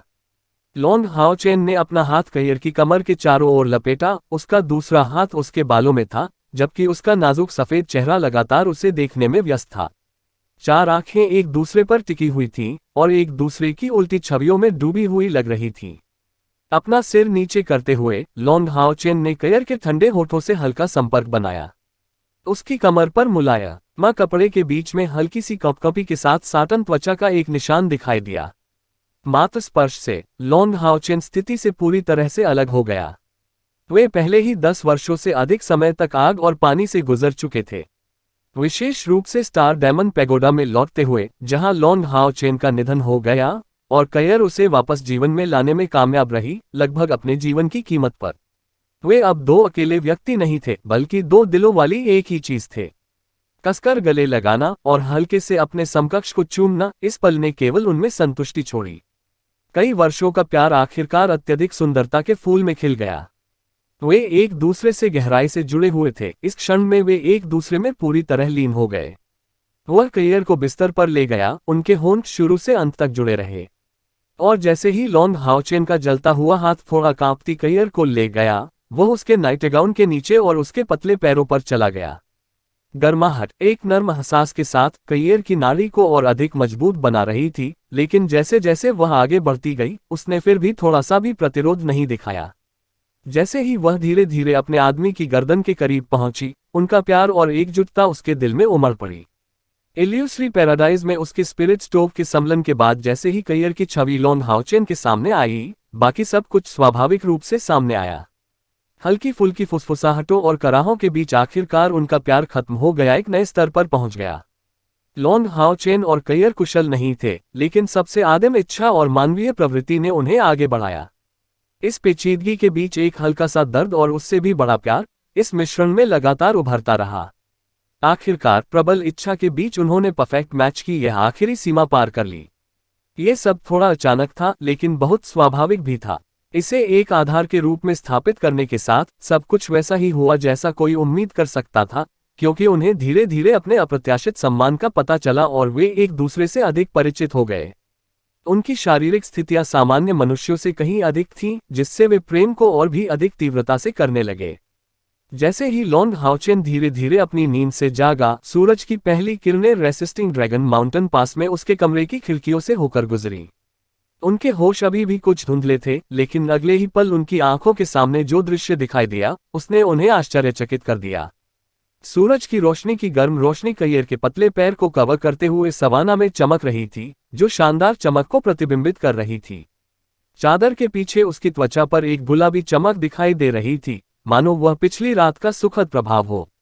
कयियर सो रही थी, उसके चेहरे पर एक फीकी मुस्कान थी और खुशी के आंसू उसके गालों पर आकर्षक रूप से लटक रहे थे। इससे लॉन्ग हाओचेन को उसे चूमने की अदम्य इच्छा हुई। धीरे से उसे गले लगाते हुए, अभी भी उसके जागने से डरते हुए, लॉन्ग हाओचेन को ऐसा लगा जैसे उसकी आत्मा एक नए स्तर पर पहुंच गई है, जिससे उसे अपने दिल से असीमित जीवन शक्ति खींचने की अनुमति मिल गई है। जिन पुरुषों ने कभी किसी महिला के शरीर का स्वाद नहीं चखा, वे कभी भी पूर्ण नहीं होंगे। और अभी वे पहले से ही एक वास्तविक पुरुष और एक वास्तविक महिला थे। लॉन्ग हाओचेन ने कयियर को इस तरह देखा कि उसकी आंखों की रोशनी और भी गर्म हो गई। इससे कोई फर्क नहीं पड़ता कि इसमें कितना समय लगा, फिर भी उसे पर्याप्त महसूस नहीं हुआ। शायद उसके ऊपर लेटे हुए लॉन्ग हाओचेन के शरीर की गर्माहट के एहसास से उनके शरीर और भी अधिक करीब आ गए। जब से वह एक लड़की से महिला बनी, उसके शरीर से निकलने वाली प्राकृतिक खुशबू और भी घनी हो गई, क्योंकि हाओचेन अब अपना आत्मनियंत्रण बनाए रखने में लगभग सक्षम नहीं थी। लेकिन पिछली रात के उसके दर्द की हल्की हल्की कराहों के बारे में सोचते हुए उसने अंततः इसे सहन कर लिया, बस रेशम के टुकड़े की तरह उसकी पीठ को धीरे से सहलाया। हर बार जब उसका हाथ उसकी प्यारी कमर पर एक चाप का पता लगाता था, तो वह उस संपूर्ण रचना पर आहें भरने से खुद को रोक नहीं पाता था। इस पल में वह वास्तव में चाहता था कि वह उसके सीने में पिघल जाए, हमेशा उसे ऐसे ही देखता रहे, उसे प्यार करता रहे। फिर एक हाथ आया जिसने किसी बिंदु पर लॉन्ग हाओचेन की पीठ पकड़ ली थी, जिसमें कुछ सुस्ती और शर्म थी, और ये थोड़ा गूंजा, बस चले जाओ। वे सभी आपका इंतजार कर रहे होंगे। मैं आपकी विजयी वापसी के लिए यहीं आपका इंतजार करूंगा। परीक्षा चाहे कोई भी हो, तुम्हें ये बात याद रखनी होगी कि मैं तुम्हारा इंतजार करूंगा, तुम्हारे लौटने का। मेरे मन में आप सबसे महत्वपूर्ण चीज है। लॉन्ग हाओचेन ने अपनी बाहें भींच ली और हल्की सी हंसी निकाली। तो जब मैं वापस आऊंगा तो हम वही जारी रखेंगे जो हमने कल रात किया था, है ना? कयियर ने कोई आवाज नहीं निकाली, केवल लॉन्ग हाओचेन की कमर पर चुटकी ली। वह अभी भी अंत में बल लगाने को तैयार नहीं थी। बस शीट को खींचकर उसे ढकने के लिए उपयोग कर रहे हैनाप का सिर इसके पास है। जैसे ही उसने चादर को हल्के से पलटा, लॉन्ग हाओचेन का चेहरा एक धन्य मुस्कान से भर गया। वह अभी भी मदद नहीं कर सका, लेकिन चादर से उसे ठीक से ढकने से पहले उसके पिछले हिस्से को हल्के से थपथपाया और धीरे से घोषणा की, मेरे लौटने की प्रतीक्षा करें। आपका आदमी निश्चित रूप से एक दिव्य शूरवीर होगा। आधे घंटे बाद जब लॉन्ग हाओचेन नाइट टेम्पल में दिखाई दिए, तो हान यू और झांग फैन फैन पहले से ही इंतजार कर रहे थे। लॉन्ग जिंगयू भी वहां इंतजार कर रहा था। लॉन्ग हाओचेन को देखते हुए वे तीनों थोड़े विचलित दिखे, क्योंकि उन्हें ये जानकर आश्चर्य हुआ कि लॉन्ग हाओचेन की मानसिक शक्ति ने एक लंबी छलांग लगाई है, जैसे कि उसके सभी बुनियादी गुणों में भारी बदलाव आया हो।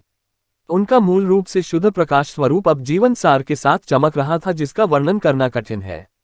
उसके शरीर में ऊर्जा चरम पर पहुंच गई, और विशेष रूप से उसकी आंखें और भी अधिक ईमानदार, साथ ही दयालु लग रही थीं। उन्होंने यह एहसास दिलाया कि लॉन्ग हाओचेन की खेती सिर्फ एक रात की छोटी सी अवधि में अगले स्तर पर पहुंच गई थी। लेकिन उन्हें समझ नहीं आया कि ये कैसी चाल हो सकती है।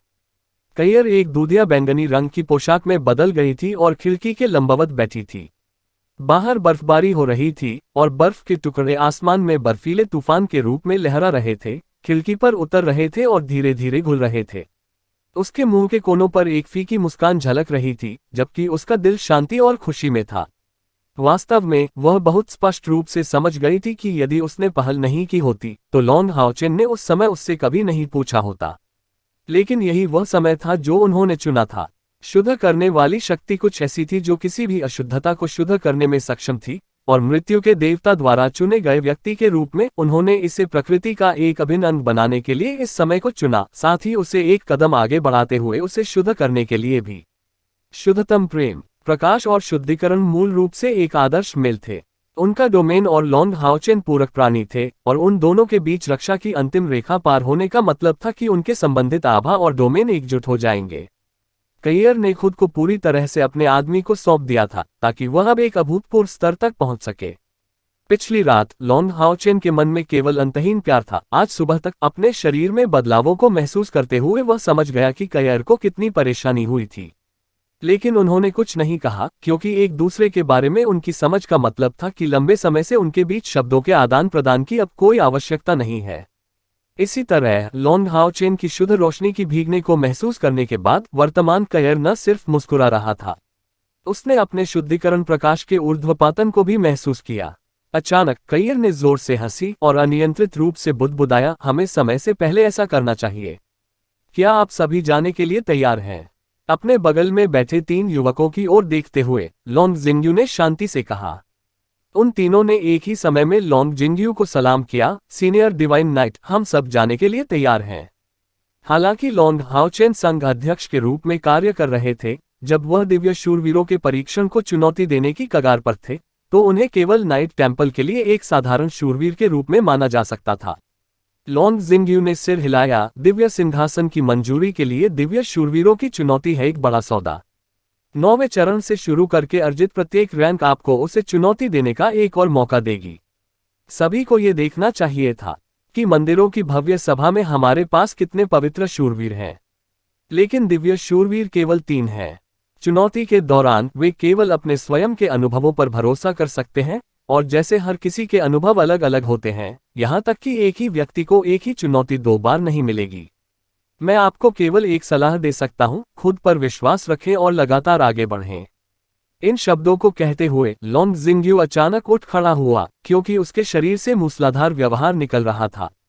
हालांकि वह, यांग हाओहान और लॉन्ग त्यानिंग तीनों दिव्य शूरवीर थे, लॉन्ग जिंग्यू वास्तव में इन तीनों में सबसे शक्तिशाली था, एकमात्र बदला लेने वाला शूरवीर होने के कारण, और इसके अलावा कयामत और वध दिव्य सिंहासन का मालिक था। मेरे पीछे आओ। लॉन्ग जिंग्यू ने उन तीनों को सीधे मुख्य हॉल की गहराई में जाने का आदेश दिया।